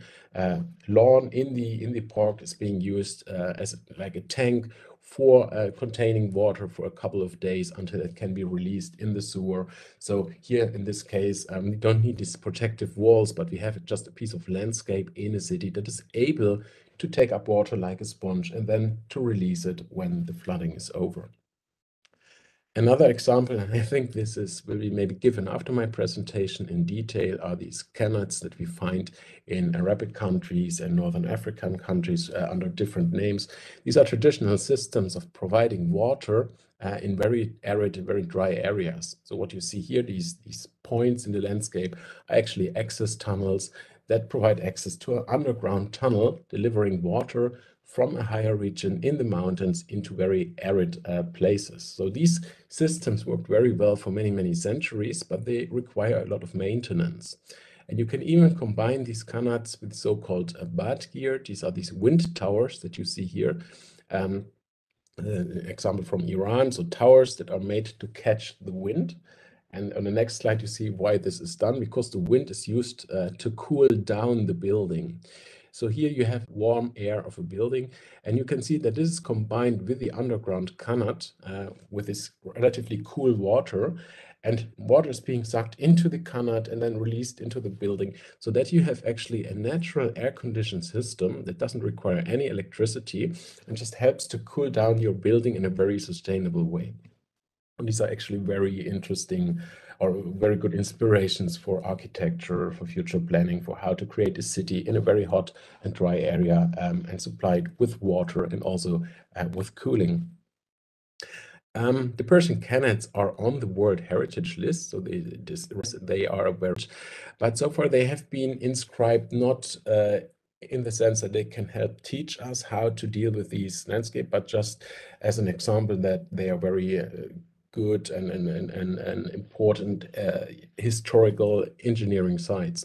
But actually we can learn a lot from them. And what happened in many areas where qanats used to be in place is that in the 1960s or 70s, they were replaced by these diesel pumps. So this was done because, as I said before, you need a lot of maintenance for the qanats, but with a diesel pump, you just install it, you drill a hole into the ground, and you can suck out the water directly. So you don't need to do all this maintenance. This worked quite fine for a couple of years and decennia, but now in a lot of these regions, the local water table is even lower than before because you take out the water right at where you live. And it's lowered so far that most of these pumps cannot reach water table anymore. So you create a very dry area and creating within a couple of years or decennia, creating a lot of problems, whereas these qanats worked very well for centuries. And now there are also attempts to bring together this traditional system of the qanat with modern technology, applying modern technology in the underground tunnels that lower the maintenance. We don't have to take care about the qanats weekly, but in larger intervals, but still providing naturally water from a region in the mountains, a water-rich region, through these underground tunnels into very arid areas. So they're actually relatively simple ways on how to use water heritage as an inspiration for current and upcoming issues and challenges. And this, in this slide, I brought this together. So the idea of heritage standing central and can help us to understand that in the past, things developed over a very long course of time, and this kind of an evolutionary way. And therefore, a lot of these sites were adapted very, very perfectly to the place where they were installed, as where modern engineering, in many cases, does not really pay respect to a specific site and led to problems in the long term. And this is a slide from Dutch colleagues that explains a little bit how heritage was looked at from the perspective of spatial development. So on the top, you can see the 19th century approach to heritage, that heritage is something separated from the modern world, from the modern development in that sense. So a specific building, as an example, was just conserved but stood isolated from the modern surrounding of this building. In the 1980s, that changed a bit, and heritage was understood as something that is related to the spatial development of a certain area, for example. So heritage was considered as a factor, as something that has influence and that is intertwined with modern development. But what we want to further emphasize is to understand heritage as a vector. So this is more the 21st century approach to really take heritage as a core for development, to understanding, to investigating heritage sites. Sites can not only be objects, but also, say, management structures, traditions, and then to develop from this perspective of the heritage. So really taking the wisdom, the experience, make it an integral part of a development, and bring the heritage in that sense also to the future. I'm giving you a short overview because I think you are all dealing with specific aspects of water, and I think wastewater is an important point for most of you. But we have water and water-related heritage in a multitude of ways. For example, for human services, so there's drinking water supply, which is absolutely fundamental for human beings. So there are different systems of supplying drinking water for human beings, and here we find different solutions in different areas, and some of these solutions work quite fine, very sustainable over long course of time. We of course have also wastewater systems in ancient civilizations and in modern civilizations. So there are very different ways of treating wastewater, getting rid of the wastewater, kind of recycling, refreshing wastewater. And also we, of course, need water for irrigation, for agriculture, for livestock, etc. So these are different kind of water and water heritage aspects directly related to human life. The next is waterscape in Taiwan and other parts of the world where land has been reclaimed from the sea. And here you can see a Dutch polder landscape, actually a landscape with marshlands that was under the water table, seawater level. And here you can see an old system, how to reclaim this land with these little canals that collect the water. And so you can actually create land for livestock, for agriculture. Part of these waterscapes are also measures of protection, like you can see in this image. So there are different ways to shelter people, to shelter settlement out of water. And water is also an important part for recreation, as you can see here in this beautiful Japanese garden. And water plays actually a big role in aesthetics when it comes to also designing landscapes and gardens in that sense. And we have also waters and using the waterways, so rivers and deltas, and if you take a look at the globe, there are a lot of big cities are actually located at rivers and deltas, so very close to water, because water was also an important transport way and it brought food and sea life. And these cities are also located almost at sea level. So also they are being threatened by flooding, by too much water. Then we have canals as artificial waterways. Canals are complex systems of bridges, locks, canal banks, etc., that connect cities over many hundreds of kilometers, that give or provide the cities in the hinterland with direct access to ports, to water on the coast. And we find ancient canals in China, but also very old ones in Europe, for example. And part of these waterways are also, of course, the ports as the nodes, as the connecting points. And if you look at big cities worldwide, you find that a lot of historic cities are also located in a way that they can have a port, but because for many centuries, ports were necessary to transport large amounts of goods, because there were no cars, there were no planes, so you could only transport large amounts of goods via ship. An important aspect, an increasingly important aspect, is water power. So if you look into history, and I started with these water wheels, we can see that there are different ways of generating energy from water, from river, from the kinetic energy of the water in these rivers and canals. And here we see a modern device that adapts actually this traditional system of a turbine or a propeller, but here it's now turned into a floating device. So this is something you can install in a river. You don't need a large water wheel, you don't need a dam or something. You can just install this in a floating river, and this may provide energy for a little village or a single farm, etc. So this is an adaptation of a traditional idea with together with modern technology and as a sustainable solution for providing electric energy. And very important and maybe very difficult also to investigate, to research, is water heritage in relation to worldview. So in all historical cosmologies, we find water as a very important element also of the creation of the world, of a nation, of a country.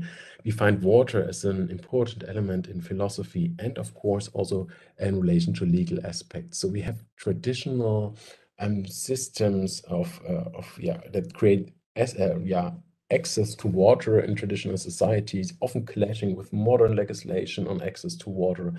And so this is also a very important aspect to investigate, to see how actually people were able to get access to water over centuries without problems, and how is this in conflict with modern or with current developments. So when we created this international scientific committee, we were looking at these aspects, and we were also looking at issues. So what are actually problems when it comes to water-related heritage that we need to address? And what we saw is that it is required to have a strategic communication of heritage potential to the present and future between heritage professionals and water professionals. So the problem is that we have a lot of experts that know a lot about heritage, about the heritage world, about monument conservation, and about also the knowledge embedded in this heritage. And on the other hand, we have water professionals, that are dealing with water devices, water management, etc., and planning and politics. But what is lacking is the communication between both of them, so that actually water professionals get access to this historic knowledge and can combine this historic knowledge with modern technology, with modern knowledge. Very crucial is also engagement of communities and stakeholders, so people that live close to local water-related heritage sites. To involve them is actually key to also revitalize these water heritage sites and to get the knowledge out of these sites into the open. The adaptation of water and heritage knowledge, and also the revitalization of abandoned water heritage sites, like what happened with many canals, as I said before, that they were disused and now becoming interesting again. In some areas, we need adjustments of legal frameworks. You maybe know that, for example, with companies like Nestle or so, they are arguing that water is not in that sense a basic human right, so that you can monetize it. And this is a clash with traditional ideas and actually with, in my eyes, with human rights. And for all of this, we need to involve young professionals. So if you can instigate this idea already with students, with very young professionals, this will grow from alone. So it needs to become a part of education on water-related heritage, bring this into the universities as well, and also teach these issues so that young people can engage with it from a very early point. This is the mission statement of this of the committee, and so we were addressing these issues that I just mentioned and brought this into a text that defines our mission. I'm not going to read this for you because you can see it on the website, and I'll provide the website address for you in a minute, so you can go through this carefully if you're interested in it. Basically, it is about this communication between water professionals and heritage professionals, but also about developing methodologies and training and policies to achieve a better use of these heritage knowledge, heritage experience, and generally and strengthen the role of water heritage in social engagement and policy making. This is our website. On the top left, you see the address. It's just water.icomos.org. And on the website, you found information on our mission statement, on the events that we did and that we are doing. So we are quite active in planning water events, and we created a lot of events in the past, also the one in Taiwan that was just mentioned in the beginning. And other resources, you find a lot of publications and also video links telling a little bit more about the IC and also our water idea, our approach to water that I just mentioned. And then you see that there is a link saying members, and we actually issued a call for interest. So this is in the first place addressing ICOMOS members worldwide to become a member of the ISC, Water and Heritage. So all the ICOMOS members that have a specific interest in water are addressed or called to join us, to join forces with us. And there's also an opportunity that experts from outside ICOMOS can join us in so-called, in kind of an associate membership. So this is possible to join us, and it's also important for us because we want to establish this discourse between the heritage world and the water professional world. So here again, you find the information on the website. On the website, you also find an email address to get in touch with us. So if you're interested or if you still have questions, I'm happy now to answer some of your questions, and otherwise I'm also happy to receive emails, and then we can talk about your interest or see what thrives you. Yes, thank you. So far, this is my presentation. I think time is almost up, but we can, of course, talk, and I'm happy if you have questions, just let me know. Martino, thank you very much for your very interesting presentation about ICOMOS and the other. I'm very pleased because to see you again in this scientific workshop today. And many greetings to the other members in the ICOMOS there in Berlin and in the other cities. Thank you very much for your presentation. Yeah, thank you for inviting me. And I will leave for my other conference, but I wish you a joyful day and good conversations. Thank you again. The next presentation, the last of this session, it is from Italy, from Dr. Lofrano Giussi from University of Rome, Foro Italico. And the title of her presentation is a 21st Century Look at Roman Baths and the Challenge of Modern Management Water Pools. Dear Giussi, do you hear me? Yes, I'm hear you, and you? Do you hear me? Yeah. Great. Greetings from Patras, from Patrasso. Grazie. Yeah, it is not possible today to connect with your event, yes. workshop, your event. But yes. I think after to finish your presentation to connect. Okay, we will try. Otherwise, I am pleased to welcome you all to 2022 World Water Day celebration in Rome that has been organized.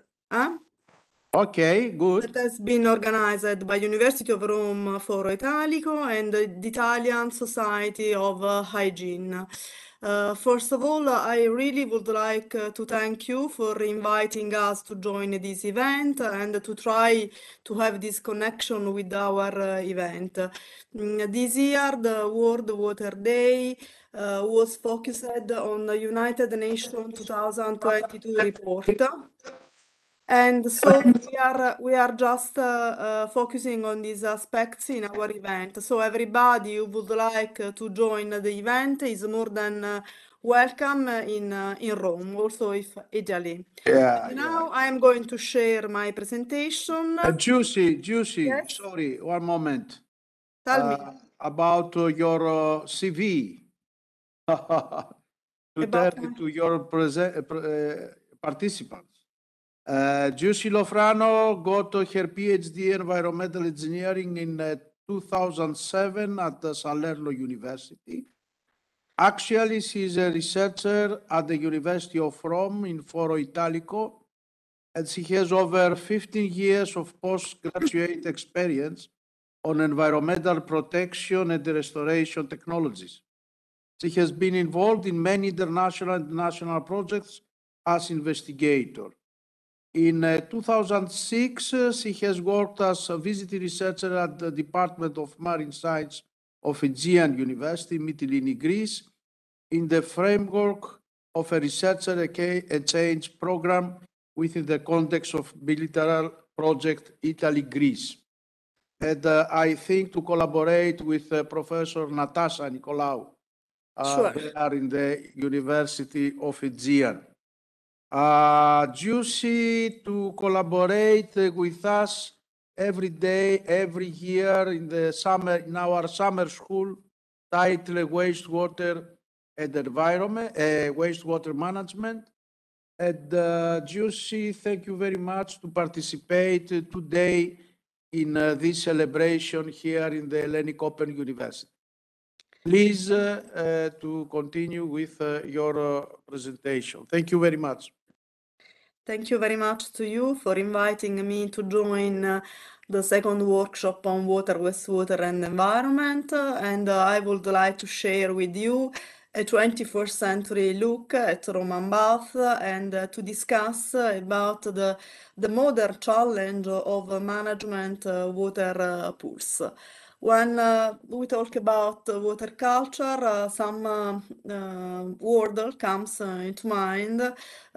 Some of them deals directly with water engineering, such as treatments or management or pollution that is strictly actual or contaminants of emerging concern. But some other words that are related to water culture are Romance or Greece, because water culture started in this region, Italy and Greece, in ancient time, and from this the experience of ancient civilization, we can learn a lot of information and also messages to promote a water culture and also a sustainable water use.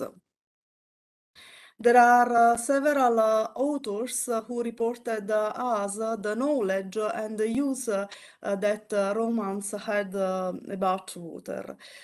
Stemming from a long tradition of observing the properties of water, the Romans knew a lot of information and the properties of water that have been reported in some famous ancient books, such as the Architectura of Vitruvius or Natural Question of Seneca, where the properties of water are described in details. For instance, it was known that sulfur springs cure pains in the sinews, or that there are some salts which confer to water specific taste, making them bitter or sweety, salty, and had the ability to improve the health of people which were in contact with. I'm sorry. For sure, Romans were brilliant managers and brilliant engineers. We know that they were inventors. Excuse me, Dr. Lofrano, excuse me. Do you have a PowerPoint to share with us? I'm sorry, I was sure that you was... No, we cannot see it. Okay, just a while.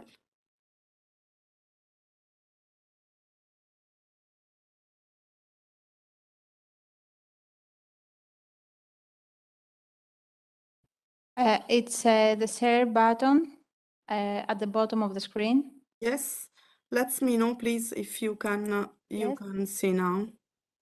We can see your PowerPoint, but you have to select to present in full screen. Yeah, sure. Okay. Okay, great. Okay. You may continue. Thank you very much. Sorry for the interruption. It's better, I Yes. think now. I'm sorry, Okay. I didn't No problem. see that I didn't share the screen. No problem. Okay, so I was telling that Romans were brilliant engineers and brilliant managers. They were the first inventor of integrated water service. The Romans managed the water cycle from collection to disposal, providing dual nectars to convey water from the spring to the city, and also to dispose storm and wastewater.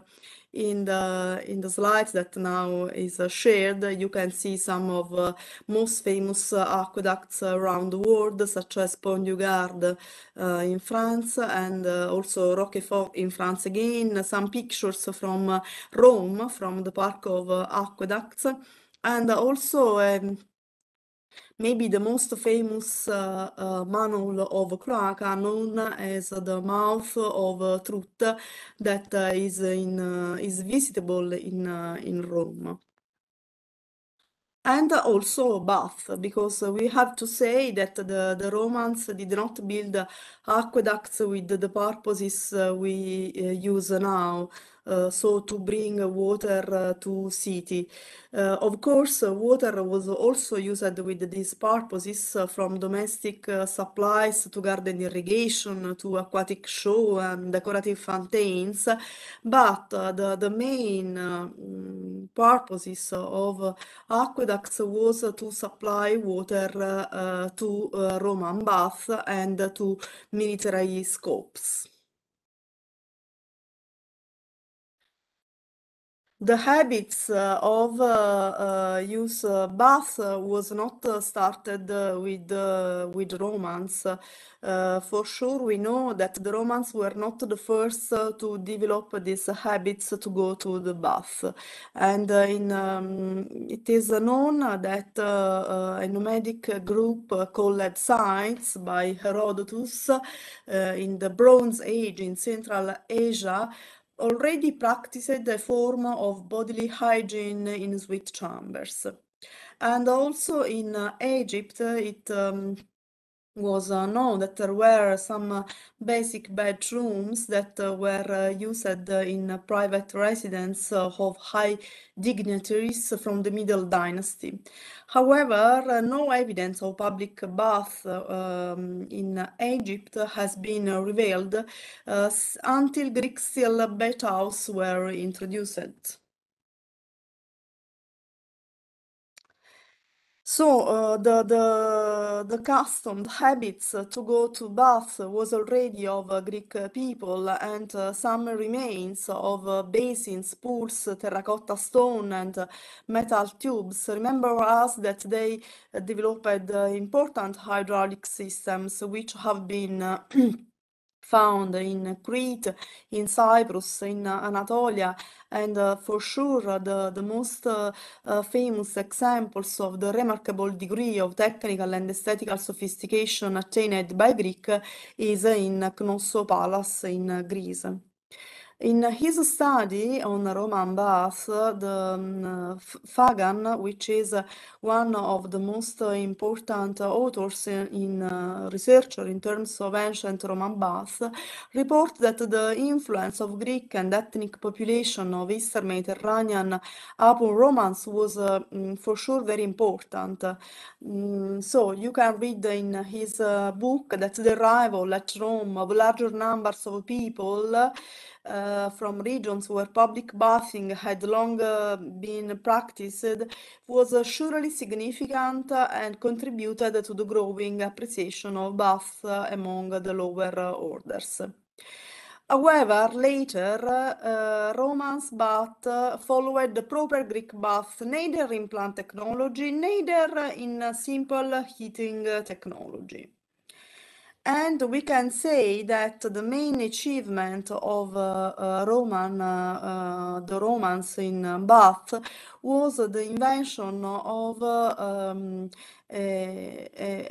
very modern heating system.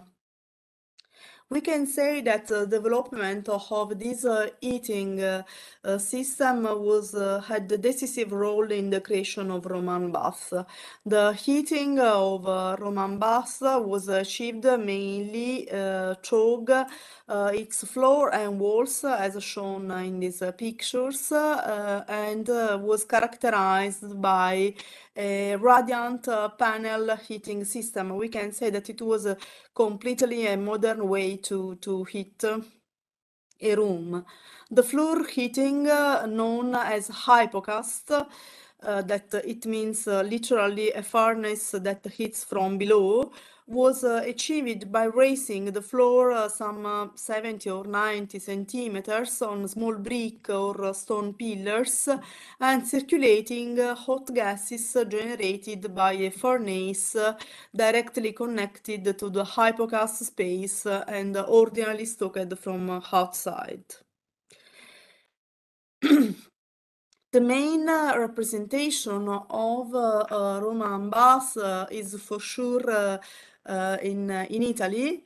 We have in Pompeii the Stabian bath, which represents one of the most important and famous baths of Roman time. The hypocast emerged in the central Italy at the beginning of the 2nd century in the bath of Fregelle, but for sure its main representation is still in the Stabian bath of Pompeii. The Stabian baths provide us an example of bath evolution from Greek balneion to when the city was under Greek control to the Roman bath that was developed in the late Republican phase, so in 80 years. And also we have a smaller bath. It's less famous and less visited with respect to the Stabian bath in Pompeii, but they are already well preserved and represent a very interesting example of sequence of room in a Roman bath and are the forum bath in Cume. The construction dated some decades after the construction of Via Domiziana, so it was 95 Anno Dominus, when the population of the town increased, as well as the visitors, due to the commercial traffic related to the presence of a port linked to the construction of Via Domiziana. The forum bath was located in the lower part of the town of Cume and presented 2 public entrances and 5 pools. 2 pools were in Frigidarium and 3 other pools were located in the Calidarium. They are showed in this slide and signed as I, the pool of Calidarium, and G, the pool of Frigidarium. Here. The sequence of room is typical of a Roman bath, so there is a tepidarium that is signed with F, a sudazio for dry bed, heat bed, G, and the calidarium room that was here, and all around there were the pools of frigidarium. The heat produced by wood combustion was conveyed by prefurnium through a series of tubuli that are shown here, which was a system of cavities along the walls made of terracotta brick pipes, which allowed to convey gas from underground to the room. Bathing for Romans were an occasion of pleasure, of luxury, and also of medicine, because the bathing experience awakened the sense and created a state of comfort and well-being that Romans called voluptas. It was an habit for Romans to frequent the bath. They spent a considerable part of day in the bath since they represent for Romans an occasion to incorporate sports, games, message, body culture, relaxation, and it was more like a social club or a community center than just a bath. The interior in the picture are reported some pictures of the Diocletian bath were very luxury, were decorated in 5 polychromatic marbles, intricated mosaics, there were bronze hardware and marble statuary, and all these pieces contribute to display the wealth and luxury of the Roman baths at the time they were built. There were also places subject to some ethical and moral concerns because the sexual permissive atmosphere that was tolerated in Bath made them ideal places for sensual delights and questionable behavior. We have a different point of view from the ancient authors which express their opinion to the term the baths in Bay of Naples. They are very famous, the baie baths that were described by Marziale as on the golden shore of blessed Venus, and opposite by Seneca, the moralist, as a resort of vice. So there were very different point of view about the ethical on the ethical use of bath.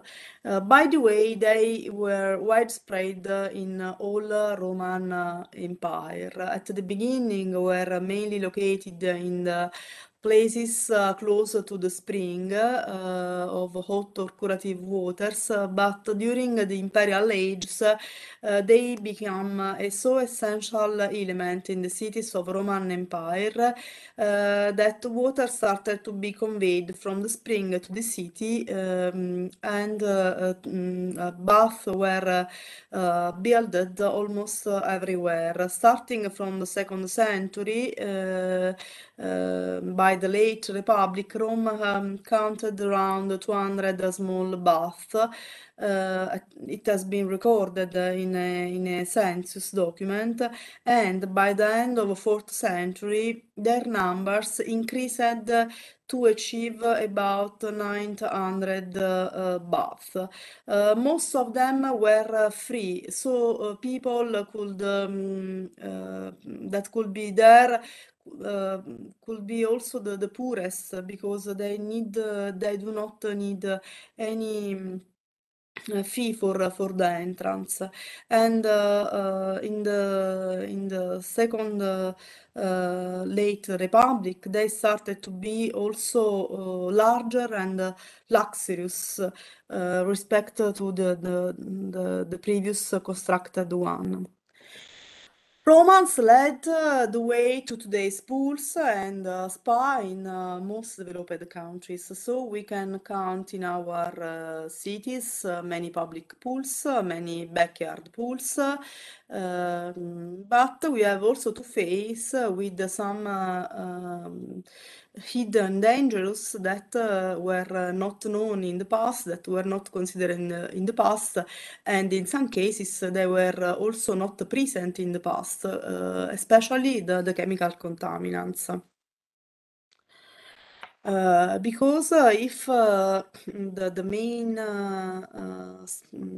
purpose of water management in pool is related to the need of disinfection to maintain microbial water quality in order to inhibit the spread of infection and disease, we have also to consider the presence of some chemical contaminants which can be detected in swimming pools, and some of them are very new, some of them belong to the categories of emerging contaminants and need to be considered because they can have effects on human health exposed to their presence. So we have to consider the presence of disinfection by products, personal care products, endocrine disruptor compounds, flame retardants, illicit drug and pharmaceuticals. Starting with the source of these contaminants, they are mainly released by bodily excretion related to sweat, urine, and washing off from the skin of bathers, equipment made from plastic materials such as caps, swimming board, armbands, swimming rings, and swimsuits. And finally, also by disinfection processes, which release some disinfection byproducts, which can result very dangerous for human health. Personal care products are widespread used by population, and they mainly return to the environment in unalterated states. The personal care products of concern in swimming pool are mainly sunscreens and parabens. However, parabens, which are preservative present in cosmetics, have recently been banned because they were considered related to breast cancer. So at least the most common compounds are related to UV filters, which are added to sunscreens to prevent ultraviolet rays for penetrating through the skin, and their concentration ranging from a few nanogram per liters to 400 nanogram per liter. So a wide range of concentration that depends also from the operance and maintenance activity of the pool, because these compounds tend to be concentrated and to permeate in the water. The same organophosphate flame retardants were detected in swimming pools leaching from swimsuits, and with the concentration varying again from 5 nanogram per liter to 1000 of nanogram per liter. Also pharmaceutical drugs were detected, including the most frequent were anti-inflammatory drugs, ibuprofen and ketoprofen, that were found with maximum concentration of 200 around nanogram per liter, but also anticonvulsant were observed and cardiovascular drugs. And finally, as a result of illicit assumption, also illicit drugs such as cocaine and its metabolites in this case, which were released maybe by the urine of bathers.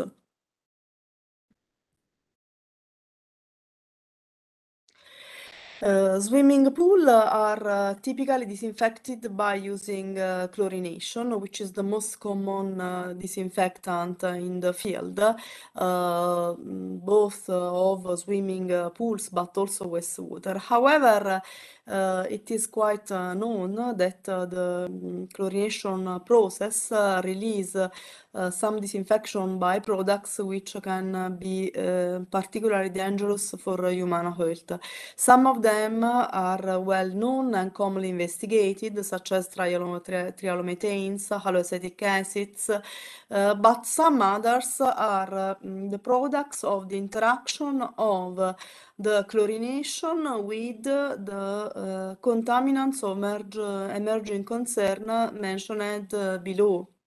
So by the interaction of chlorine with these organic molecules, derived a class of new contaminants, of new byproducts, emerging classes of new disinfection byproducts, which need to be strictly evaluated because their effects are not completely known.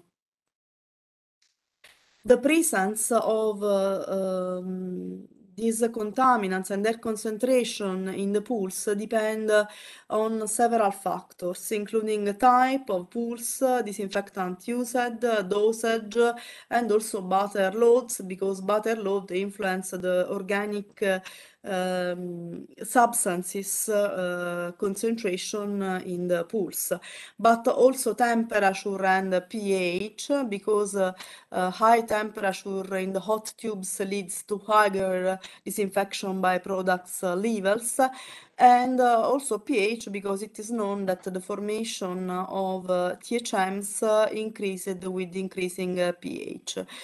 Finally, also operation and maintenance activity influence the concentration and presence of these chemical contaminants, in particular the frequency of swimming pool water replacement, the frequency of filter backwashing, the frequency of shock chlorination procedure can influence the presence and concentration of this contaminant in the pools. And then finally, we have to consider the nanomaterials, which are also present in swimming pools. Among them, the nanotitania is expected to have the highest environmental concentration because it is used as a pigment in the food. It is quite recent, the regulation that banned titanium dioxide from the food because it has been classified as cancerogenic,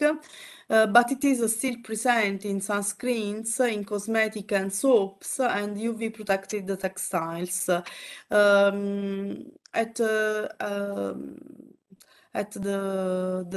our best knowledge, total titanium dioxide in unfiltered swimming pool ranged between 20 to 60 microgram per liter, and this concentration could not be expected to be particularly dangerous for human health, because it has been also estimated that a bather that swim between 5,000 hours to 8,000 hours ingests the same amount of titanium as obtained from eating a single yememens. So it's better do not consume yememens and to swim a bit more, at least. It will be more healthy.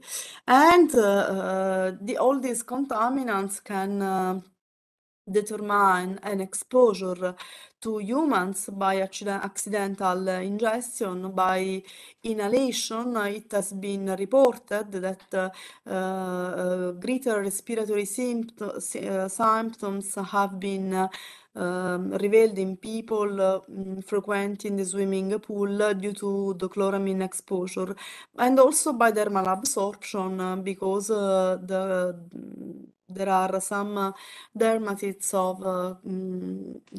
that can be associated to the exposure to organophosphate flame retardants.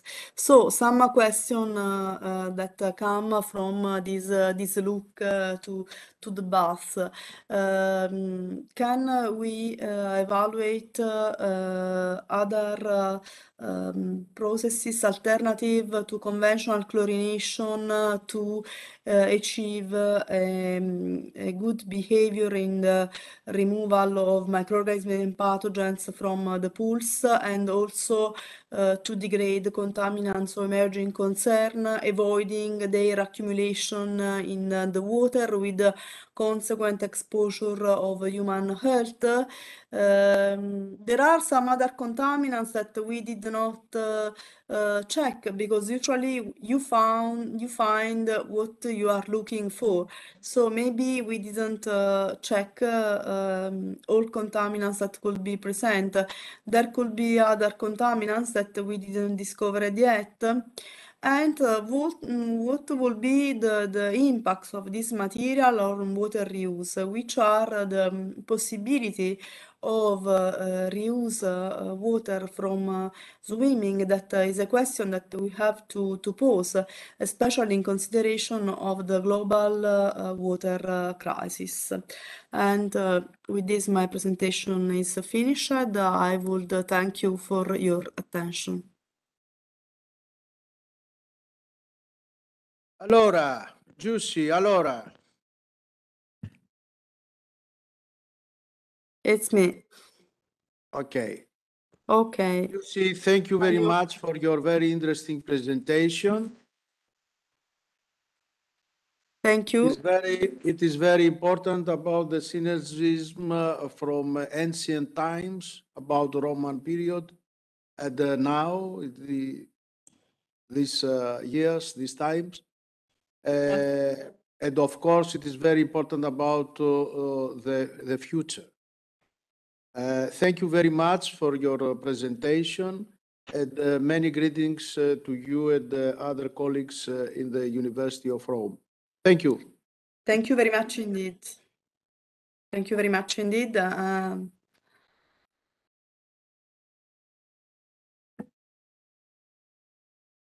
Now to start the second session, and please, Professor Kyriakos Bourikas coming here. Continue with the other three presentations. Professor Bourikas is a professor chemist in the School of Science and Technology here in the Hellenic Open University. Thank you very much. And the first presentation, it is from Natasha Tserokovic.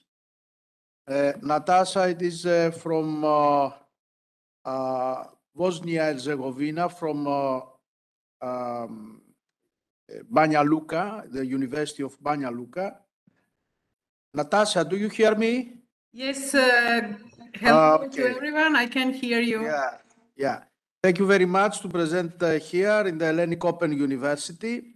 I remember you from the last conference last October in Zahorina in Sarajevo. And now we have the opportunity to take a presentation. The title is Smart Water Project Application of Smart Agricultural Water Management for Maize Crop Grown in Bosnia and Herzegovina. Okay? Yes. Thank you very much. Thank you, first of all, dear Professor Yanis, for inviting me at such a nice event. And today I will talk about the project Horizon 2020 that it's called Smart Water. We are a coordinating institution. I will talk a little bit about the project itself, but also about our experimental activities.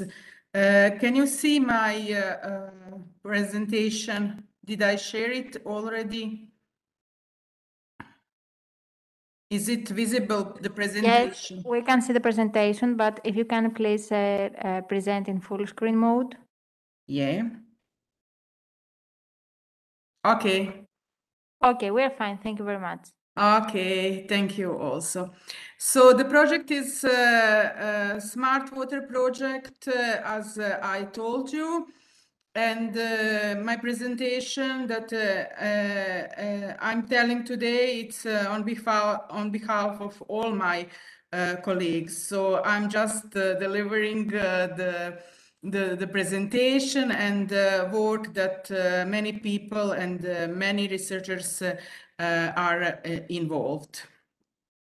The Smart Water project is related to promoting smart agricultural water management in Bosnia and Herzegovina, and its funding by European Union belongs to twinning projects in coordination and support action. And the implementation of this project, it's 3 years, starting from January last year and finishing next year in December. We are a coordinating institution, and on the left side you could see all the links for the social media of our project. I'm trying to... Okay. So, the focus of the project, it's to reinforce the new networking, research and science and technology cooperation capacity of our university, University of Banja Luka, the University of Sarajevo also in Bosnia and Herzegovina, and other connected national institutions in the field of sustainable agriculture of water management. We also have an aim to increase our competencies and fundraising schemes for a successful participation in other European Union research program.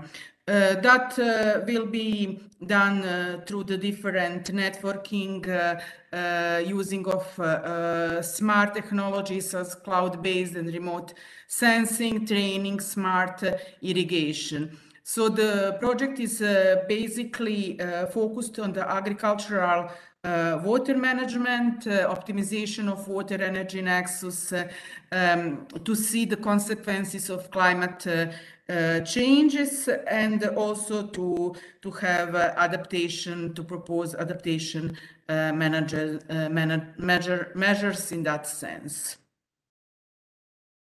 What are the project objectives? Are to enhance the capacity buildings of universities and other Bosnian and Herzegovinian institutions, to strengthen networking, to set up smart scientific strategies in the field of the sustainable agriculture water management, and to have effective smart communication and dissemination strategies for adequate promoting of the twinning program activities. How this will be done? We have the several activities, and some of them are we already did last year and planning this and next year. So we have 3 advanced training courses, 3 summer schools. We are supposed to have 3 postgraduate Master of Science program, which are taking some of our students are taking now the Master of Science program, and we have 13 mutual staff exchanges. The joint research activities I will present later on, so you will get more idea what exactly on the field we are doing. We also have activities like workshops. Then we are promoting and developing smart water management tools, especially applied for this region.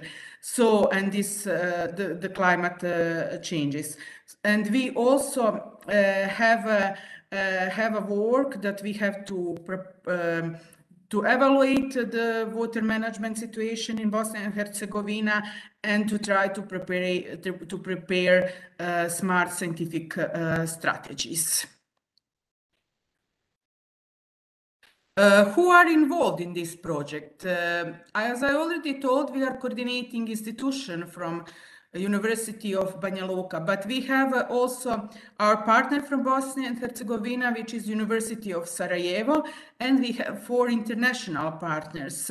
One of them is TESIC from Zaragoza, Spain, Research Center, then University of Lisboa from Portugal, then we have CHM IAMB Research Institute based in Bari, and we have Sisman company from Italy too.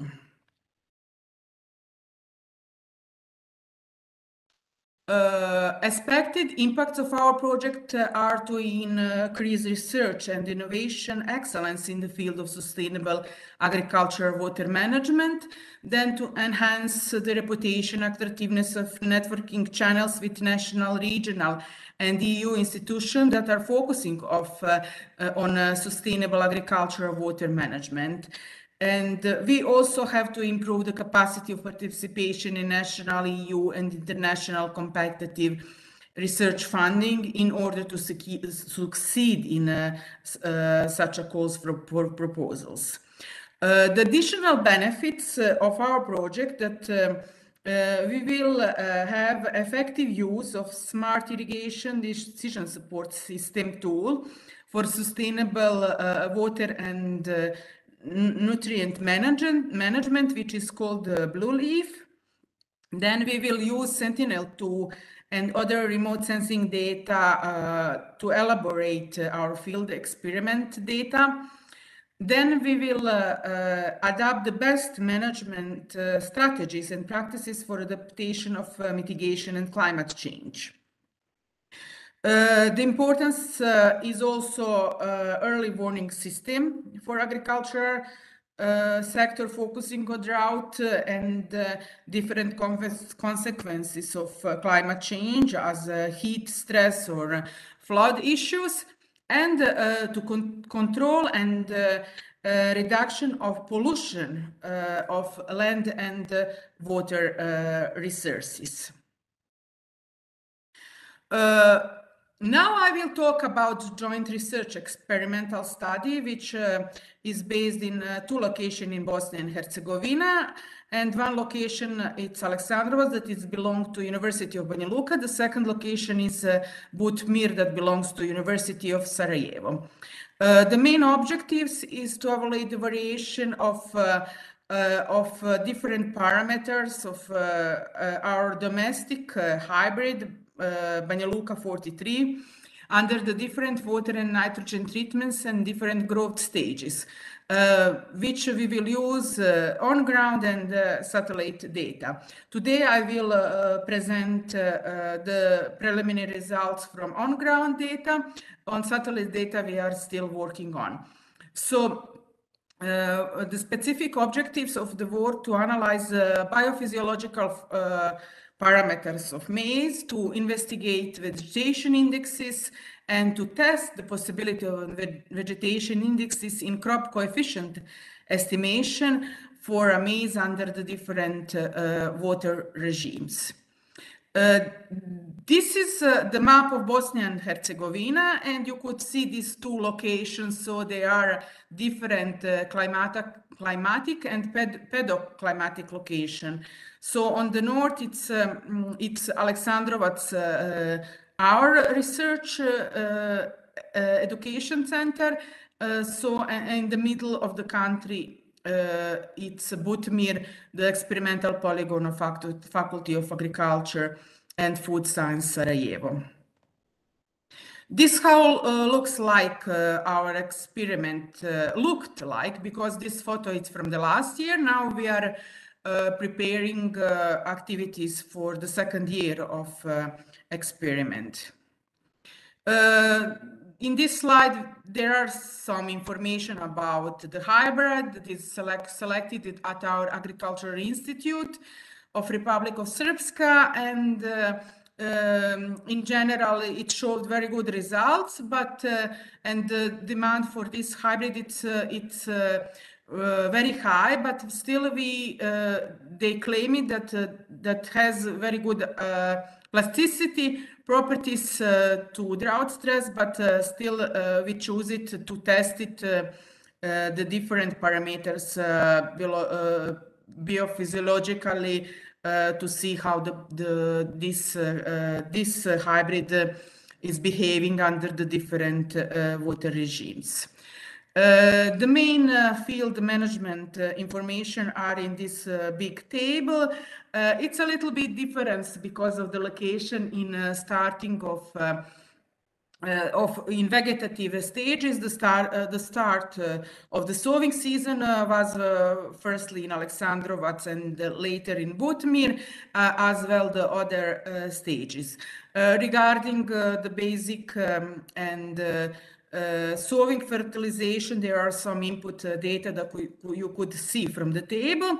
And regarding the management during the crop development, we have fertilization at Alexandrovat in two periods, V6 and V14. Butmir site has just once. We use it liquid, they use it can.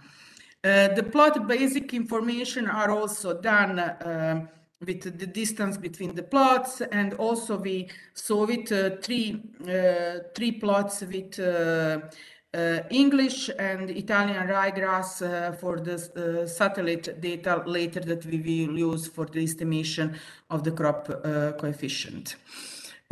This how looked like experimental design at Alexandrovat site, I have to tell you that we have a little bit larger experimental site compared to Butmir, because we tested two different nitrogen application, and in Sarajevo at Butmir they just tested one. But for the data evaluation for this year, for writing the article, we use just the first part of the experiment, the first 9 plots. So we have in this experiment 2 different locations, 3 different irrigation level, full 50% and without irrigation, using drip irrigation, and we have the different fertilization application. As I said, we also have uniform grass for the remote sensing use. At both locations, we have our meteorological station that we connected to Blue Leaf decision support system that we are going to use in this project. It's from our partner Sysman in Italy. So they are already using this decision support system in Italy. They use it in Lebanon and many different countries. So we are trying now to see how Blue Leaf could contribute to the irrigation and farmer use in Bosnia and Herzegovina. When connected to data from meteorological station, we have measured data and we have forecast data that we could understand which kind of weather it's coming regarding precipitation and temperature, that we could manage the irrigation system. These are just a few photos from the setting up meteorological station from the field. Then we have very interesting data coming from the field regarding the meteorological data on precipitation and temperature. This year was lucky for us because we successfully tested different water regimes, but it was not good for the farmers. There were a lack of water for them, and also there was a lack of yield, and that happening in last decades. Almost every year farmers has a big problems on the field, such a growing maize or wheat or soya, because there was not so much experience with applying irrigation in our country. There were no need, but we could see from this experiment and also from the experience of farmers that we should think about water management in crop production in Bosnia and Herzegovina. So this year was the driest according to the data from meteorological station. This was the driest June. The last driest was in 1862, and the previous absolute minimum was 1950 with 15 millimeter for the whole month. In terms of temperature, June last year was the 3rd warmest June in 140 years. The only warmer months were in 2003 2003 and 2019. Just a few thoughts about the situation of the field. We are having, with Pampa, it's taking water to the field, and these are layout of our experiment in Alexandrovac and the beginning of the vegetation in the field. In this big table, we have placed the irrigation events at both sides, and of course this F is fully irrigated, deficit and rainfed. Fully deficit rainfed also for Butmir, and here are recorded the amount of water that were applied in the plots. Of course, in deficit they were half of water applied, and rainfed condition they didn't receive. Plots that had rainfed condition, they didn't receive any water.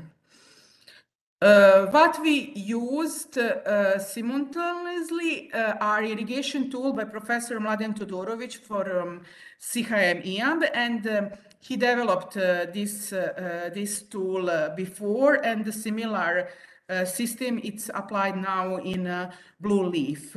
It's based on the principle of the water balance, taking in account climatic data. In our case, we use the reduced Penman-Monteith equation, taking in consideration just temperature and precipitation, and also this tool taking account amount of the water in the soil. It works that irrigation norm, it's defined and always the same, and we have to take care about the time that is adjusted to this climatically estimated soil moisture. Irrigation also depends of the stage of development that that irrigation tool followed, and also depth of the roots, and of course of the soil that from which the water is taking. All these are input data in the tool. Based on this input data, the irrigation norm in Alexandrovac was 50 millimeter, and on Butmir 30 millimeter. That could be quite high, but it's a strategy to giving the water on a reserve.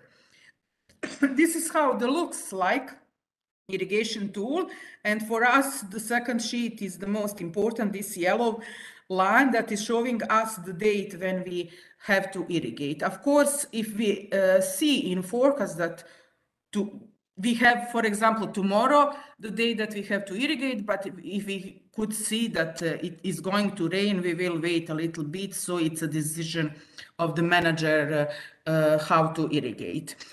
These two graphs are output of the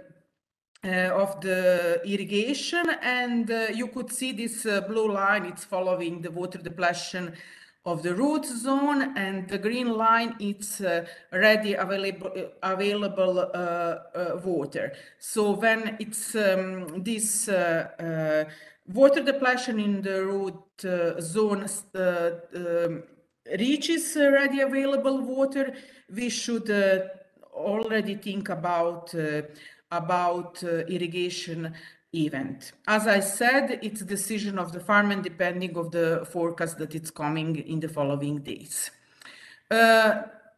So here, because we followed separately irrigation tool for fully irrigated, which is the first two for both locations, Alexandrovac and Butmir. So we have here with 50%, so we could see already that plants are exposing a little bit stress going below. And here the last is the situation when plants are not irrigated at all. Some of the preliminary results that I'm going to present today. I don't know how much time I have for it. Maybe 5 minutes. Please. Okay, so we did a lot of investigations. So we could see that accumulated evapotranspiration at the end was was depending of the water regimes. The soil moisture was measured by gravimetric methods, and also we could see the difference between water regimes except on the deepest profile for Butmir, which was similar. Some of the root development we were trying to consider and to see the difference between water regime. Then the most important is when plant is exposed to water stress, stomata are close, transpiration is close, so height development, it's of course depending of the water regimes. We could see from the both pictures that plants that were not irrigated were really lower compared with those that are fully irrigated. The same happened for a number of leaves. The leaf area index. The canopy cover, of course, was impacted by water regimes. This is some photos of final stage and final crop harvest data from my colleague Jovana. We have the different water regimes and different, you could see a bit of how it looks, how the output of the plant was with yielding at the end of the experiment. There are some data, of course, for dry weight accumulation and some of the harvest data that are presenting in this table. Of course, we were a lot of people working on this experiment, and there are many data, so we are trying now to focus on the article in a journal that we chose. So we are in process of writing our first paper. The planning of the second year of experiment, we are evaluating remote sensing data, and also we are preparing, hopefully with finalizing the second year, we will try to use different crop growth models as crop watt, dissociat, sim dual crop coefficient, and also we will try to connect blue leaf data as agronomical part, as remote sensing part for the project. So thank you so much. I speed up the second part a little bit, but all the information about project, about past and ongoing activities you could see from our web page. Thanks a lot once again for listening me to giving chance to present our project.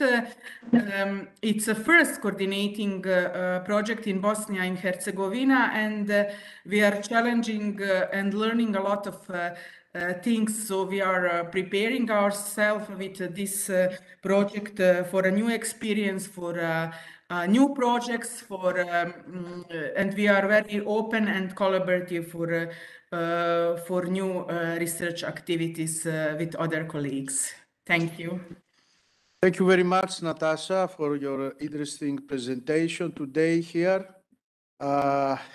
I think that the Smart Water project is interesting for agriculturists and for the other scientists about the agronomy, and of course, including very important results about the irrigation water in Bosnia and Herzegovina crops. Yes, thank you. Thank you very much. Thank you. Have a good day. Thank you. Thank you. Bye-bye. Bye-bye.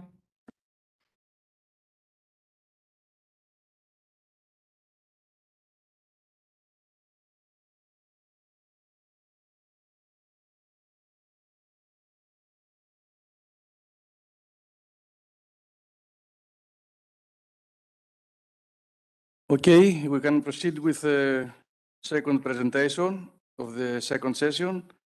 The presentation will be given by Professor Dr. Roido Mitula. Roido, can you hear us?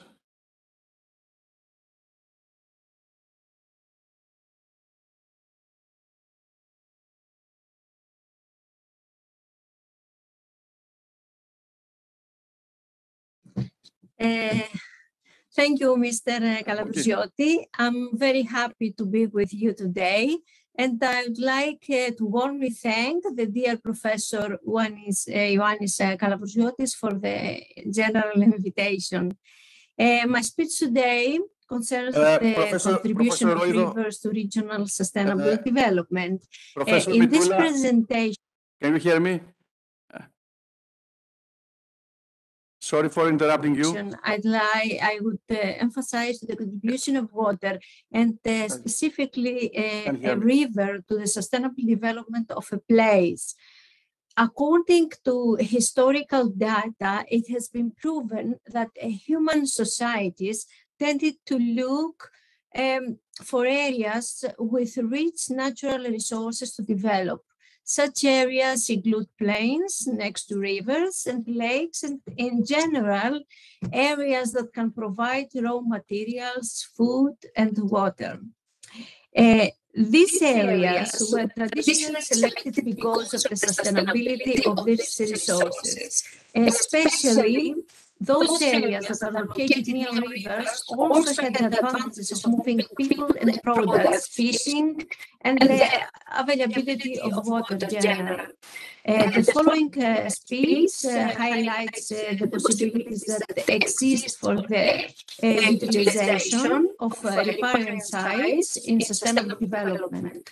Some good riverside development practices are presented, as well as suggestions for future policies. When studying the development dynamics of a region in order to develop the appropriate strategies and actions for its development, all the elements that can be used to contribute to its final development should be explored. Each region has its own characteristics and therefore should be treated as a separate case. At the same time, each region is a complex of subsets, each with its own particular characteristics that in combination with each other can contribute to the development of the whole region. The region itself and its authorities should be able to identify the special natural and man-made resources at its disposal so that it can connect them with each other and use them for its overall development goal. An example of a natural resource that should be taken into account is the existence of water, and especially rivers give a place many advantages. Water has always been a criterion for the choice of human settlement in a place.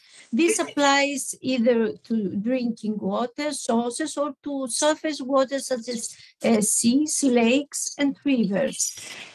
These places provided the needs for drinking water, for the support of agricultural cultivation, fishing, etc.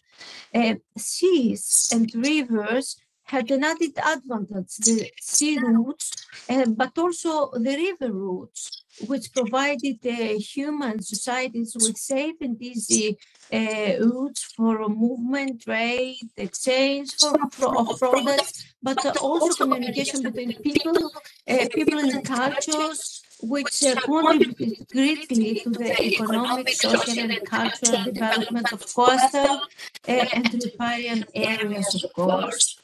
It is no coincidence that around the shores of the Mediterranean flourished some of the greatest civilizations in history, such as the ancient Greek, the Egyptian, the Roman, and many more.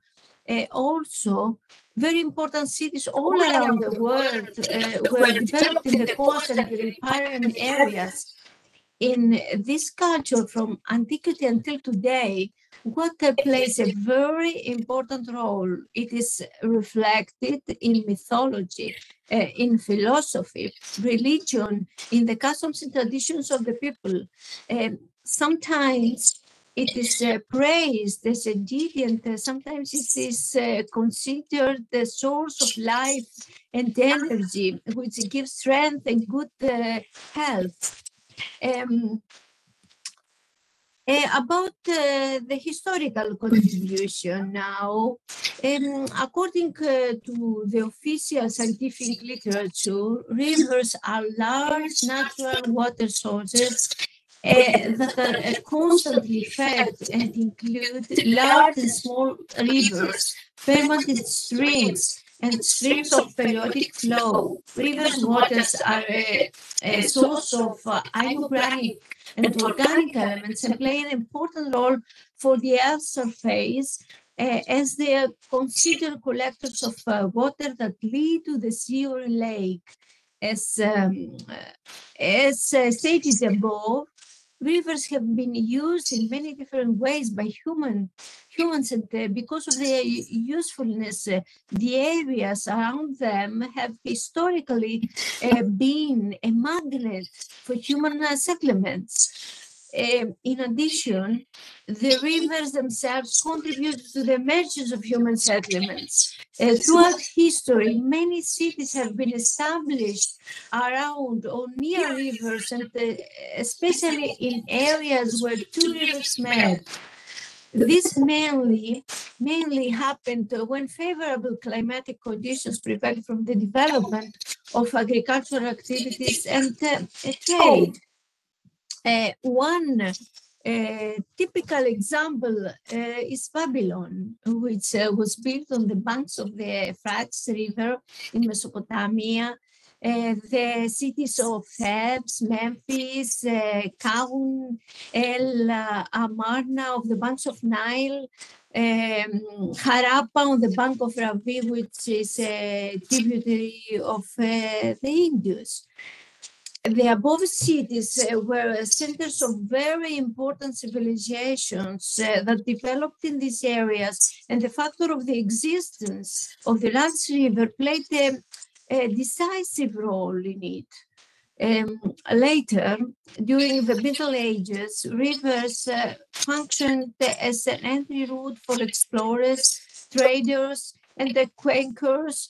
And in many cases, the rivers were used as defensive forts, as the cities that were built on their banks were protected on three sides and fortified or strengthened militarily only on the fourth side.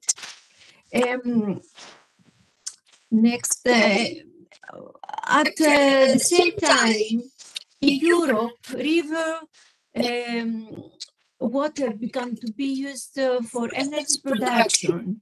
In addition, many important cities began to develop along rivers, such as Vienna, Budapest, and some others more recently. During the Industrial Revolution, rivers were also used for energy production, as the power of the river flow powered the first mills, huge looms, and heavy machinery of the industries. This was one of the reasons why many industries developed in riparian areas, contributing to their development as they attracted workers and consequently permanent residents.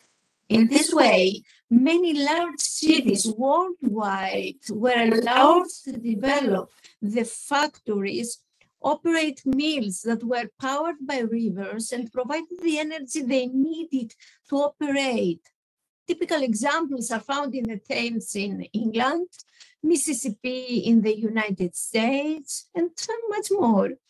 At the same time, the rivers themselves were used as routes for the transportation of products produced by industries. Continually, today, rivers remain important as they continue to be used as transport routes for people and goods, providing drinking water, the fishery products, and providing irrigation to agricultural land. They are also used to generate electricity through hydroelectric plants. And finally, several of the most important cities in the modern world are built along rivers such as London, Paris, Amsterdam, and many, many others. The concept of sustainable development refers to a form of development policy that seeks to meet the economic, social, environmental needs of society, and just as well as to ensure short-term and long-term prosperity.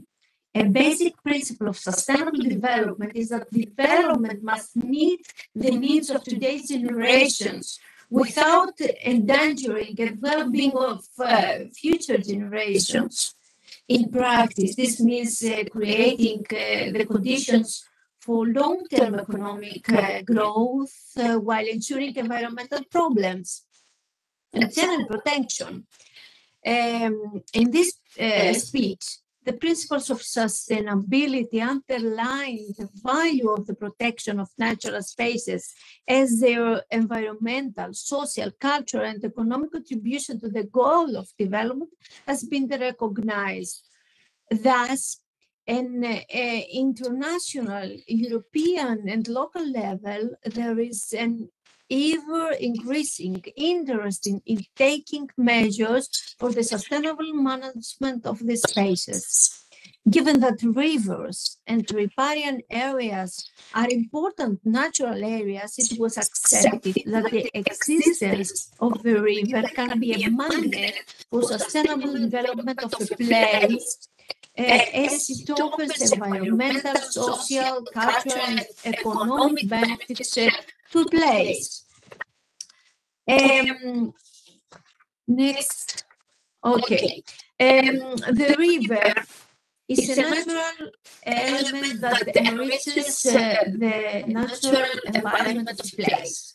As it is typically called, it is a blue corridor that creates blue networks. Blue networks means all the water elements that are connected to each other by water corridors. These corridors are streams and rivers. Many times in settlements, the banks of these blue corridors were used to create parks, free spaces, green spaces, etc., improving to the microclimate of built-up areas.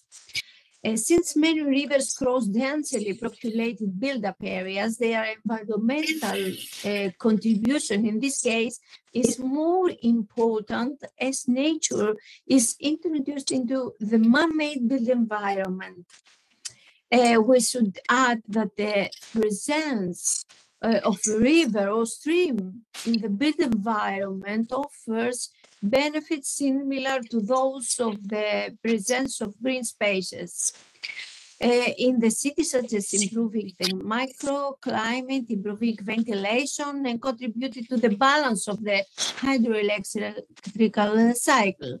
Also, green areas in the riparian areas can be a connecting link between the river or the stream and the other areas of urban green that are located along it, but can also connect them with the suburban natural environment that surrounds inhabited areas.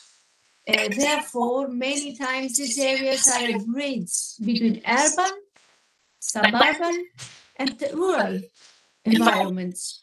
In addition, rivers and streams, especially in urban areas, offer the possibility of connecting isolated inhabitants and populations within the city through corridors, bio-corridors.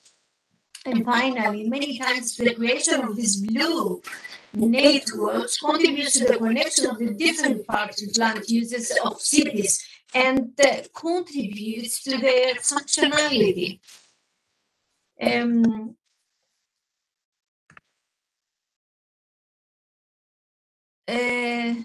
Sorry. Okay. Today,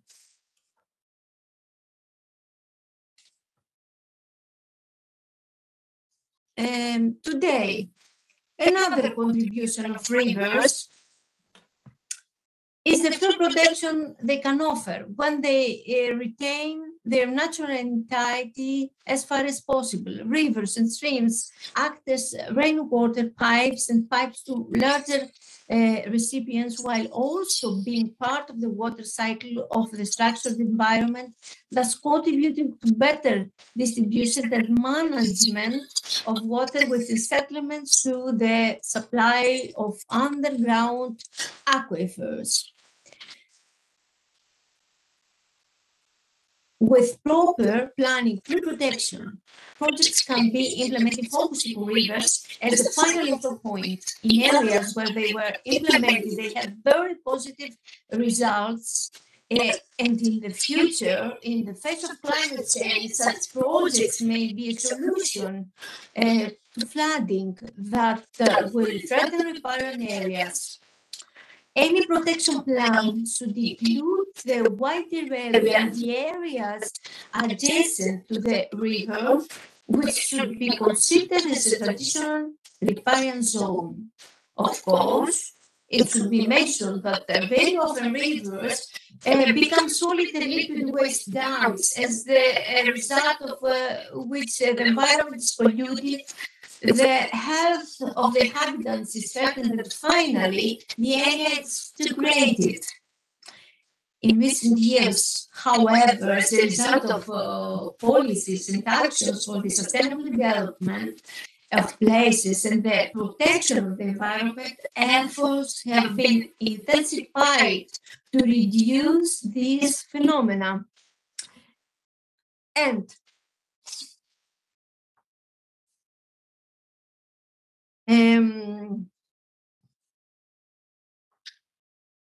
the contribution, relative to the contribution of rivers is also important on the social level, as it represents in the structural environment, contributes to social interactions, especially in urban areas, where the need for contact with nature is greater. The riparian areas and the recreational infrastructure and activities created in them offer this possibility. Also, in the riparian areas where there are habitats with many species of flora and fauna. In this way, the natural environment of the settlements is strengthened and the built space is upgraded.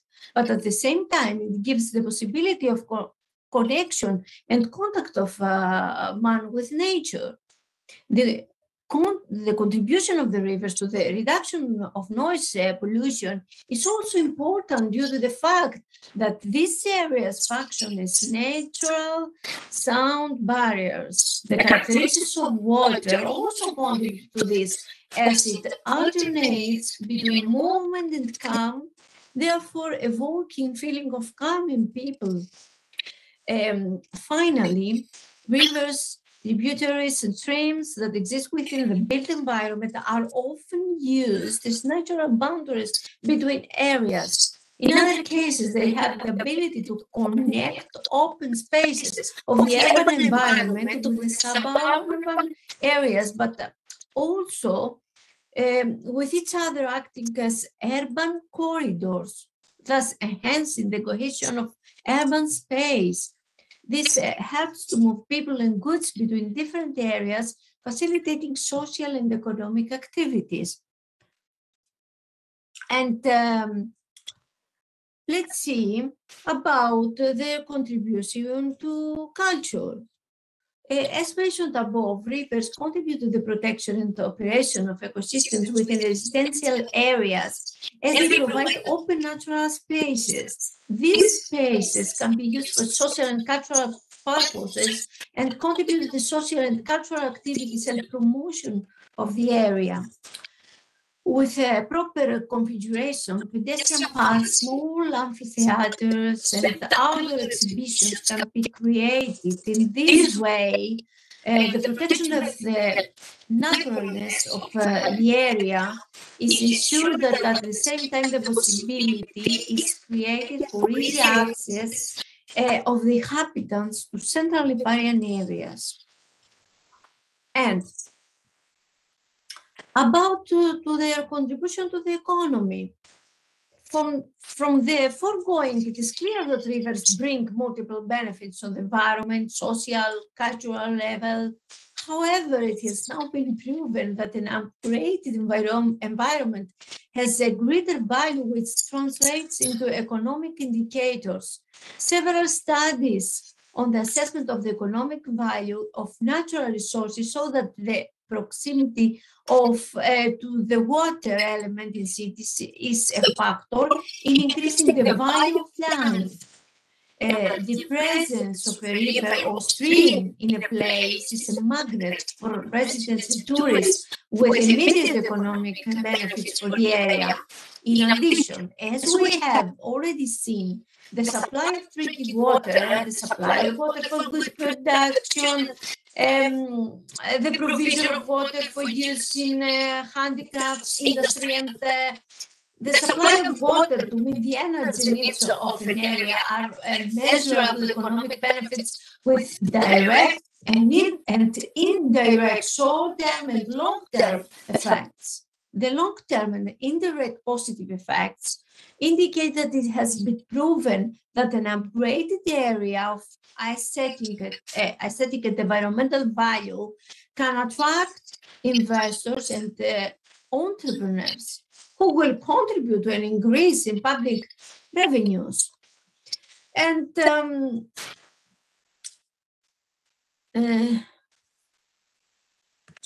rivers in Greece. Greece has 45 rivers, of which 21, along with the largest being Kaliakmonas, Achelos, Thessalian, Pinios, Evros, and Nestos. 4 of them, Evros, Nestos, Trimonas, and Axios, originate from the northern Balkan countries. Greek rivers have remarkable wetlands with rich ecosystems, and several of them have rapid waters. Their speed is due to the fact that they cross some distance, starting from the mountain until they reach sea level. The amount of water they carry varies from season to season. They carry a lot of water mainly in autumn and winter when there is heavy rainfall, but apart from the rivers, there are a number of smaller streams which usually end up in the sea. However, their main feature is the minimal to zero water supply during the summer months, of course. And several artificial lakes have been formed on many Greek rivers with the aim of flood protection, hydroelectric power generation, and irrigation. The first such large project was the artificial lake of Kekini, which was completed in the early 1930s and which was created after the diversion of River Strimon. It aimed at the flood protection of the plain of Ceres, while at the same time it strengthened its irrigation. It is noticeable that over the years, this artificial lake has developed into one of the richest wetlands in Europe. And relative to pollution of rivers, in the above text, it has been established that the use of rivers by humans has multiple economic, social, and cultural benefits. However, river pollution is a phenomenon that it has existed in recent years. It is a result of the intensive use of fertilizers, nitrates, ammonia, phosphates, pesticides, herbicides, insecticides, and industrial wastewater from industries and sugar factories, dairies, canning, and some others. Liquid wastewater from livestock farms is another serious problem of river pollution. Also, cadmium, mercury, lead, nickel, and copper in high concentration have been detected in many rivers and lakes, while pollution from toxic chemicals and substances with endocrine properties occurs in several rivers. Liquid waste water from municipal and industrial waste, for example, landfills, petroleum pollutants, and other toxic substances are also important pollution factors. For example, the Aliakoras and Taxios rivers receive large amounts of treated and untreated waste from several densely populated areas and industrial facilities. The Lodias River is one of the most environmentally polluted rivers in Greece due to its agricultural waste and waste from the fruit and sugar processing industries. And finally, it should be noted that in many cases, river pollution comes from outside borders, as in the case of Axios, where it comes from the northern Balkanian countries. And all in all, the previous speech showed the positive contribution of a river at local and regional development. Regional level, the positive results include the home grounds of sub-issues addressed by sustainable development, namely the environment and the economy, society, and culture.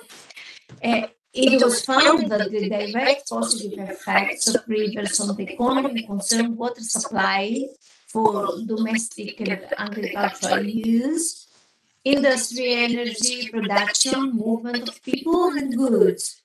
At the same time, however, there are indirect positive economic effects, as with the upgrading of the natural environment and the quality of life of the inhabitants, the economic values of the coastal places increase. In addition, riparian places are magnets for residents and visitors, which leads to long-term positive economic results for a place. As that remains is the environmental protection of these water areas and their further utilization for cultural and social purposes, and the consequent economic results will be a given in the long run. Thank you very much. Thank you for your attention.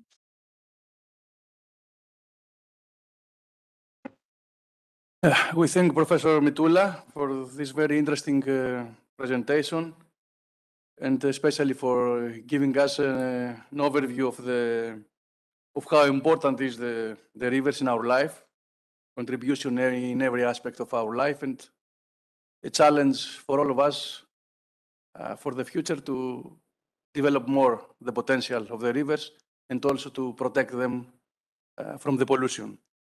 We thank again Professor Mitula, and we can proceed with the last presentation of this session, which will be given by Dr. Anis Antonio from the University of Foreigners of Perugia.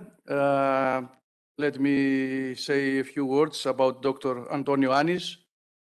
Antonio Anis is an Italian hydraulic engineer with a PhD in hydrology and fluid modeling, postdoc researcher at the Water Resource Research and Documentation Center at Perugia. He is also a co-founder and CEO of Gridit, a startup of the European Space Agency Business Incubation Center in Rome. Antonio Anis has over than 10 years of experience as scientist and consultant in geospatial and water analytics, with specific expertise in development and application of Earth observation, crowdsourcing, hydrodynamic, and geomorphic data, models, and tools for flood hazard mapping and mitigation of water-driven extreme events. Antonio has more than 30 publications among journal papers and conference proceedings, and an experience as consultant in risk management projects, serving private and public clients, such as watershed agencies, insurance, and logistics. Dr. Antonio, if you can hear us, you can proceed with your presentation. Thank you very much. Can you hear me? Okay, I will share my screen.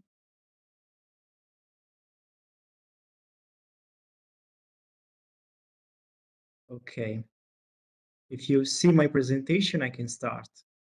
So thank you very much for Yes, inviting me. just okay. Thank you. Perfect. Thank you very much for inviting me in this nice event and also for the introduction. So I will today I will talk about GIS. So I will just introduce you what is GIS and some application related to GIS. So we will see how we can use GIS for water resources management, for flood and landslide mapping and risk management, and also for modeling some natural hazards. So just to be sure that we are in the same page, I will just speak some words about what is GIS. GIS stands for Geographic Information System. So these are a computer system that allows us to visualize, analyze, process, and collect data that have spatial information. So data that have coordinates. So when we merge information that are non-geographic with geographic information, we have GIS system, and we have a spatial data infrastructure. So thanks to GIS and spatial data infrastructure, we can make some analysis, for example, location or geospatial intelligence. These are some examples of GIS data we can use and analyze and process. For example, we can see elements like rivers, like urban areas, like topography, so the elevation of the terrains in our area of interest. And also we can monitor, for example, the traffic. This is something that we can do, for example, with Google Maps. But also we can monitor and also simulate processes, for example, flooding. So merging all this data together, we can build a geographic database. Basically, in GIS, we have two types of data. We have raster data. So we have a grid, in a matrix in which at each pixel, we have information related to landscape. For example, we have colors. So an image like a JPEG image is a raster, but also we have vector data. For example, if we have geometry that are built with points, polylines, and polygons, we can build vector data. So merging raster data with vector data, we can construct our database and build thematic mapping. So here you can see an example of how we can merge together streets, we can merge building data, vegetation data, and integrate this data together to build a thematic map. And of course, in this thematic map, we can also add non-geographic information. For example, administrative information related to population or to laws that are related to a specific study area and so on. So sorry for this very basic introduction, but just to be sure that we are on the same page. Now I will show you some application in which we can see how GIS can interact with, for example, water resources management. So this is an example of pipes, the tanks, and we have all information related to, for example, the flows that goes in the pipes. We are monitoring the energy related to the use of pumps. If we want to take water from the wells, we have information related to the energy that we produce. If, for example, if we have some turbines, and of course we have information related to the pressure in the pipes. So we have everything in our control with just the GIS application, and so we can also manage emergency related to water scarcity, and also better understand which kind of sources we can use in order to better manage our city. For example, if you want to allocate water resources in the city. So this is a very simple example of how we can use GIS for water monitoring.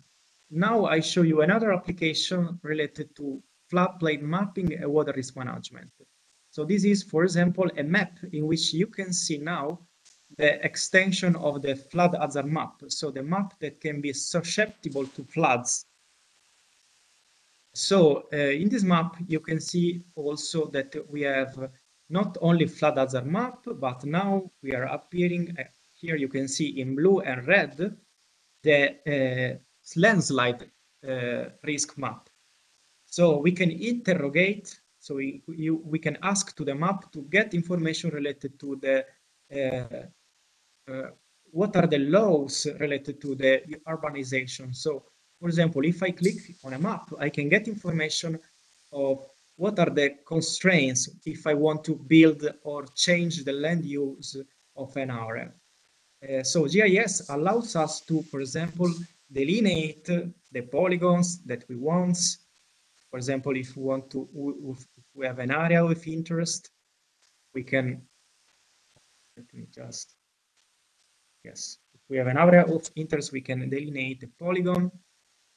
And of course, we can click to the map and get information related to the laws in this specific point. For example, this area is under flood risk.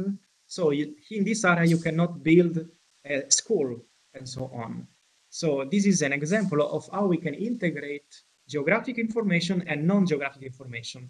Set the map and get information related to what can we do in the area for regional planning or land planning or urban planning. So this is a nice example of we can use this for regional planning. And now to conclude, I want to show you another example of how we can use geospatial analysis in order to not just view data, but also produce new data. So, for example, simulate processes like floodplain modeling and mapping for always for water risk management. We know that floodplains are the features, the landscape features in which erosion and deposition processes occur. So when a river flows and go over and go up to the terrain, it will leave a trace in the terrain. So from digital elevation models, so from information from elevation, we can also see what are the areas that can be flooded. Now, from the 2000s, we have satellite data that give us information related to the terrain at global scale. So nowadays we have high resolution information also freely available that give us information related to the elevation, so the elevation of the terrain in each part of the world. So basically, when you get information about the elevation, we can also apply some information related to geomorphology. For example, we know that water flows along the steepest slope. We know, for example, we can predict what is the path of a drop of water that comes from rainfall and goes to the terrain and flows into the terrain. So basically, we can also apply some algorithm that allows us to simulate these processes. And for example, this is an example of very advanced model that allows us to delineate areas that are at flood risk. So the so-called flood hazard mapping. These models are very complex and need a lot of data. But since we have seen that from the digital elevation model, we can also already take some information related to the floodplain extension. So the places in which the erosion and deposition processes to floods occur.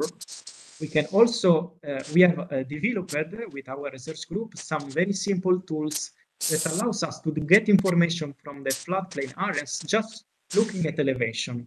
We can get the elevation of the terrain and we can just apply very simple formulas. I will not explain the formulas now, but just to let you know that there is these very simple formulas that relates the geometry of the river to the water elevation.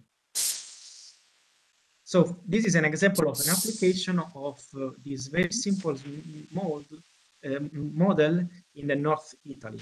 So we get as a reference map the flood hazard map, so the map we have seen in the other application, and we apply our experimental model in order to see what can we get from the feature. We can get also other information that are not in the standard flood hazard map. This is another application in which we see our model in the US. Specifically in blue, you can see the FEMA flood maps, the Federal Emergency Management Agency map, that are the standard and the official map, and we can use it in order to calibrate our model. So we can just compare the results of our model and see if our model is working okay. And if it's working okay, since it's very quick, we can apply it in areas in which we don't have information, official information to the flood hazard maps. This is an application at Italian case study, in Italian regional study, so national scale. And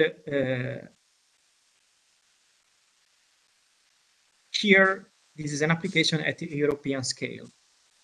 So also in this case, we get information that were official, and we just produce other information that were like, let's say, complementary.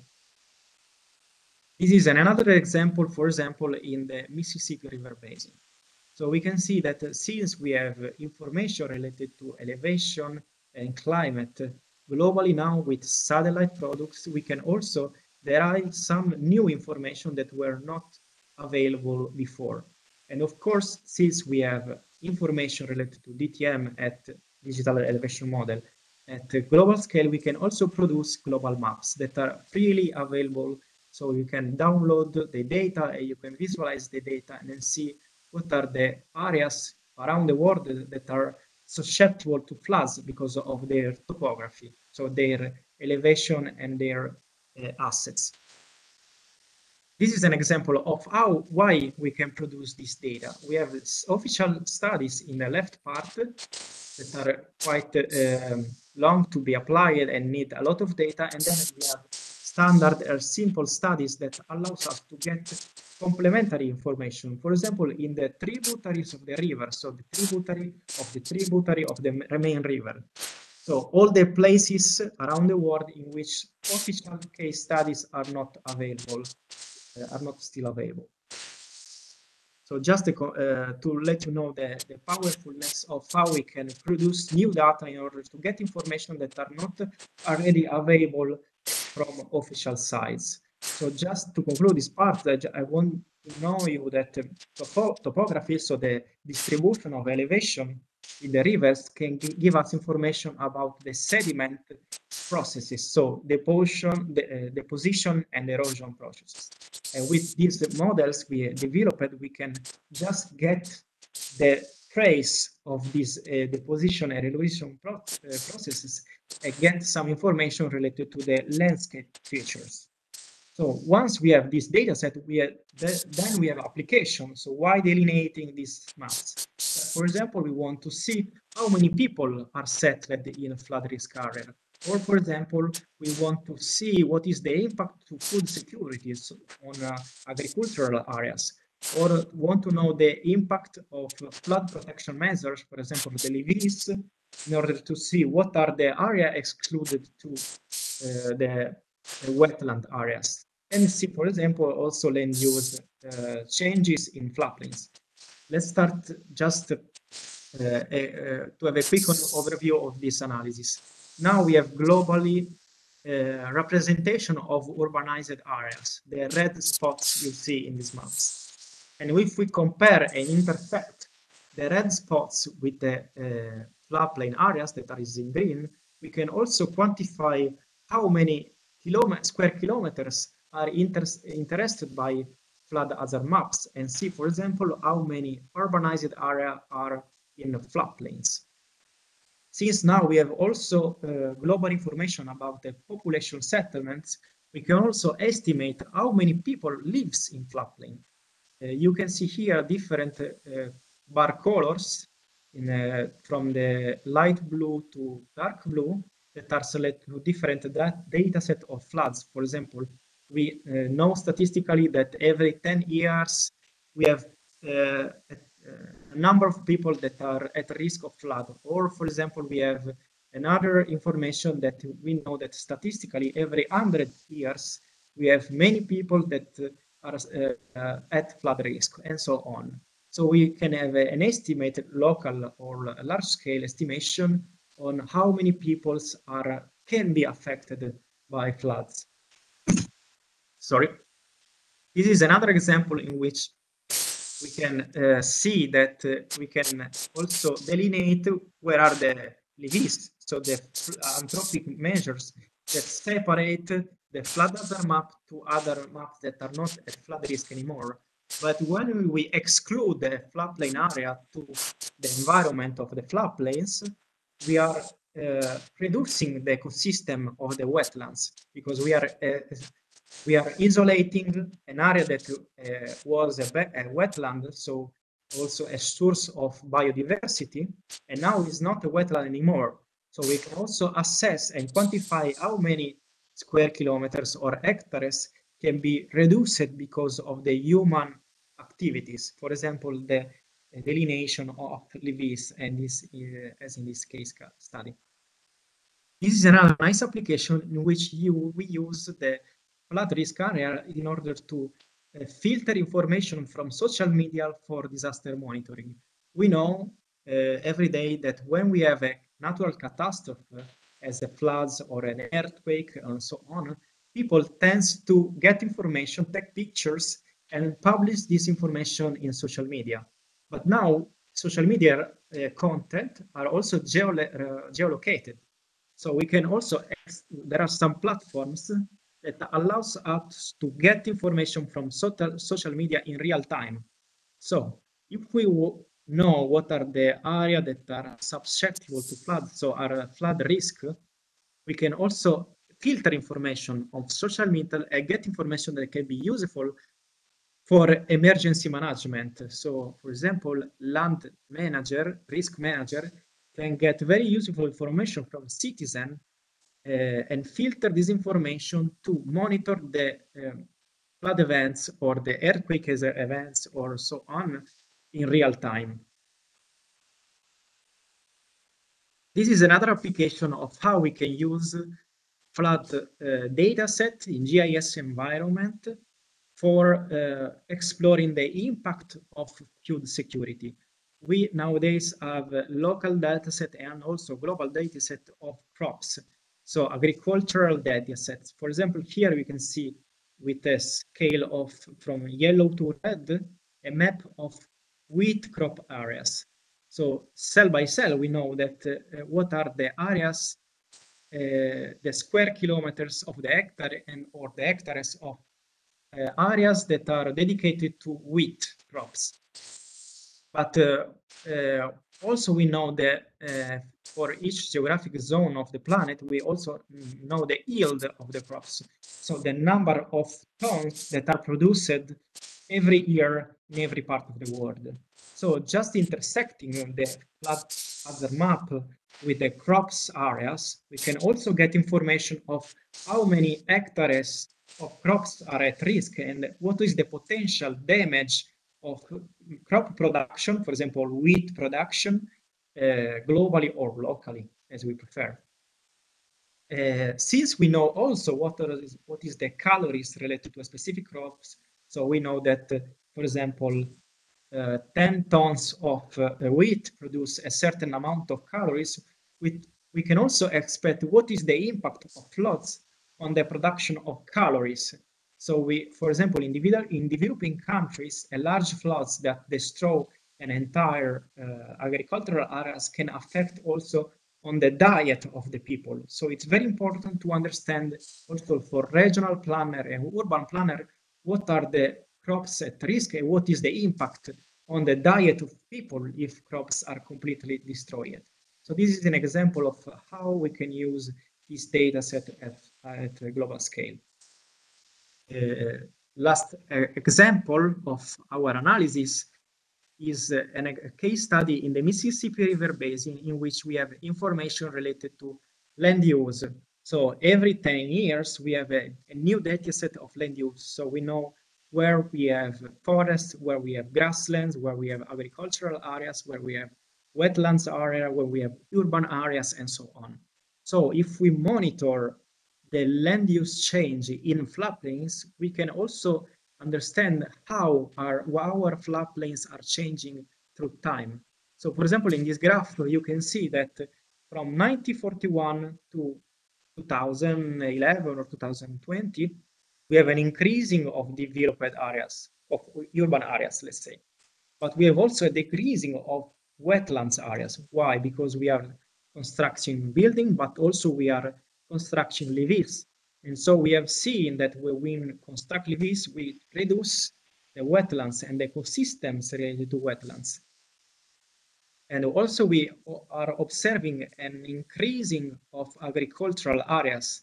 So these dark gray lines that allows us to understand that inside floodplains, we have an increasing of agricultural areas, of urban areas, and decreasing of forests and wetlands. And we can also quantify this amount of data. So these numbers can be useful also to understand to urban planners or regional planners how to manage the land in the future. So if you want to just have a look at this land use change, we have also a web app application that is freely available online. You can go to this website or just type on Google Mississippi River Basin floodplain land use change, and you will be able to navigate in a GIS environment. Also for non-expert, it's very simple to use. It's like a Google Maps in which you can click and see how is changing the land use in the Mississippi River Basin. I will finish. Thank you for your attention, and thank you for inviting me again. It was nice to be here.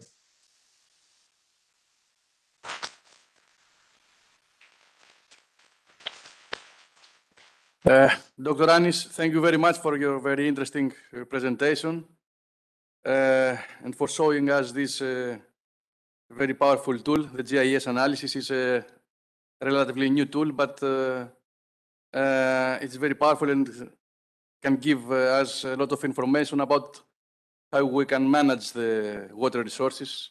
And of course, not only the water resources, but all the resources that the earth gives to us. Thank you very much for this contribution. Is there any comment from the participants?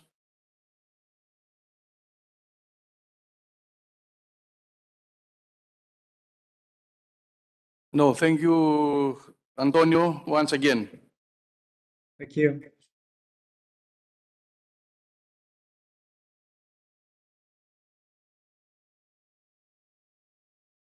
Okay, thank you very much for your participation to our second international workshop. So I would like to introduce you to our third and last session, which is the closing part of our today's workshop. And it is a cultural action. It is a cultural act of a dance group by the title The Perpetual Motion of Water. But before that, I would like to give the speech to Mr. Dr. Kalabrziotis to close today's workshop.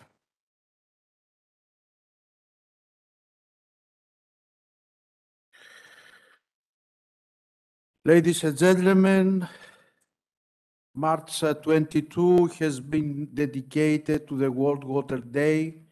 It is celebrated by the International Water Association, ICOMOS, and other international and national organizations and authorities. Each year, since it concerns the water that is the most important natural resource for the sustainable crop production, which is so well known by all the world. I therefore consider needless to repeat it here in front of an audience that is working every day with water and is so well acquainted with it.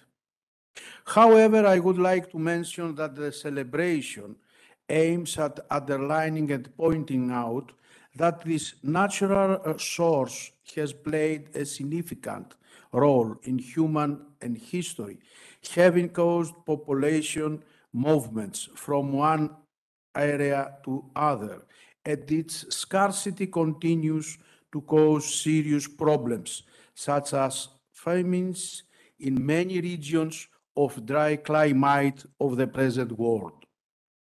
Therefore, the need for effective management is of paramount importance, and our attention must be focused in this direction. The judicious use of water is a must for humans, animals, and plants, not only in the case of agricultural sector, which consumes the highest percent of the annual consumption of water, but also in all the causes of water uses, including industry, home, and even personal use. It is necessary that the use of water must be as thrifty as possible. And of course, this will depend on the effective management, rational use, method of application, and exploitation of marginal water sources, such as treated wastewater. Obviously, measures must be taken to avoid the toxic effect on soil and plants of heavy metals, pharmaceuticals, and other toxic xenobiotics by means of a special decision support system. It is therefore a great necessity to economize water in order to successfully face the water needs of field crop production, such as of cereals, industrial crops, and forage crops, for the support of the increasing needs of the rising world population. Thank you very much to all the speakers, and of course, thank you very much to all the participants, and thanks, final thanks to the organizing committee of this second workshop on water, wastewater, and environment, traditions and culture. Thank you very much to all.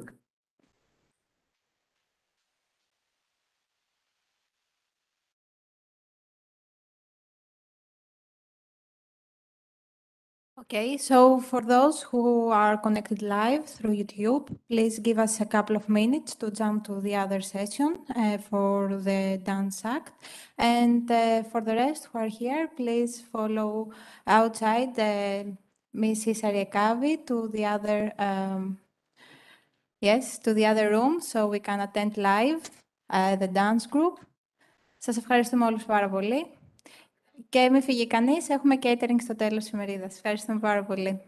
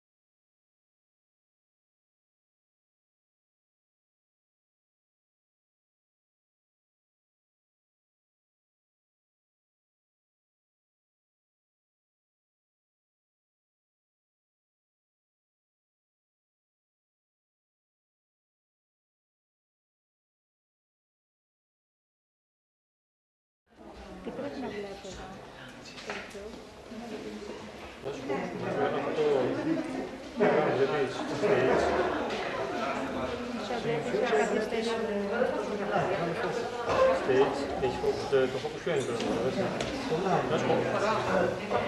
Δεν το δίνω το βίντεο.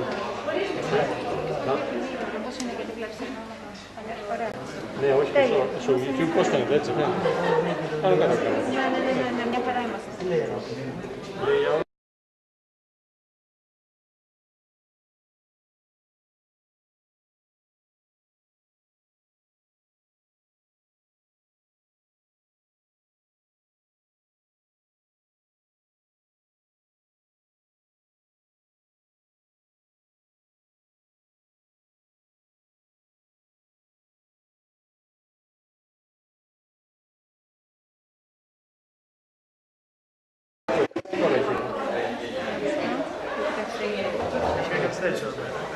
Θέλω να δούμε όμως, να δω και στο WebEx, λιγάκι, άμα το music pro εντάξει.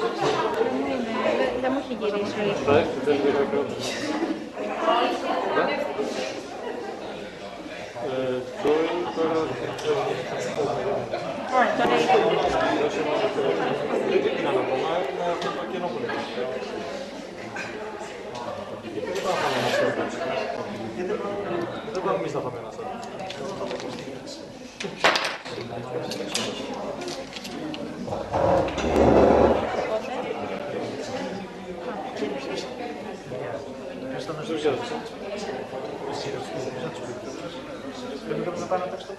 Θα το κάνουμε μόνος τους, εμείς θα χειροκροτήσουμε. Θα το κάνουμε μόνος τους, ναι. Απλά δεν τα μουσίες θα τους θέσουμε. Κάτσε να βρούμε και αυτό.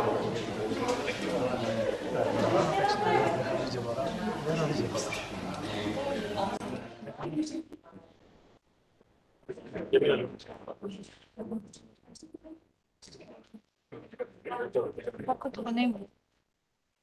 Αυτά όμως. Τώρα θα δούμε πώς να μην γεύσεις το. Πώς να πάω από μέσα να κάνω σύγκριση. Yeah, I think for the sales.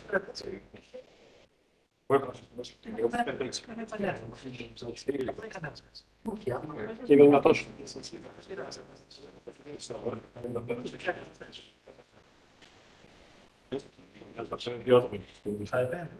Οπότε ξεκινάμε. Ξεκινάμε. Στους αγώνες.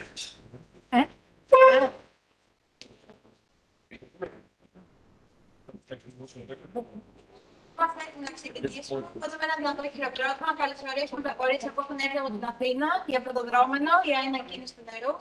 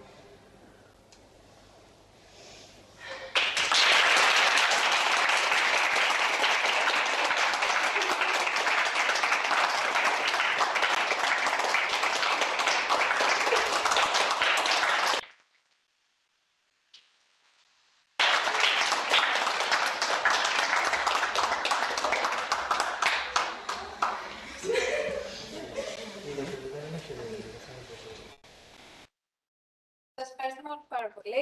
Να περάσουμε στο κηλικείο, έχουμε catering, καφέ, κάτι να πει για το catering.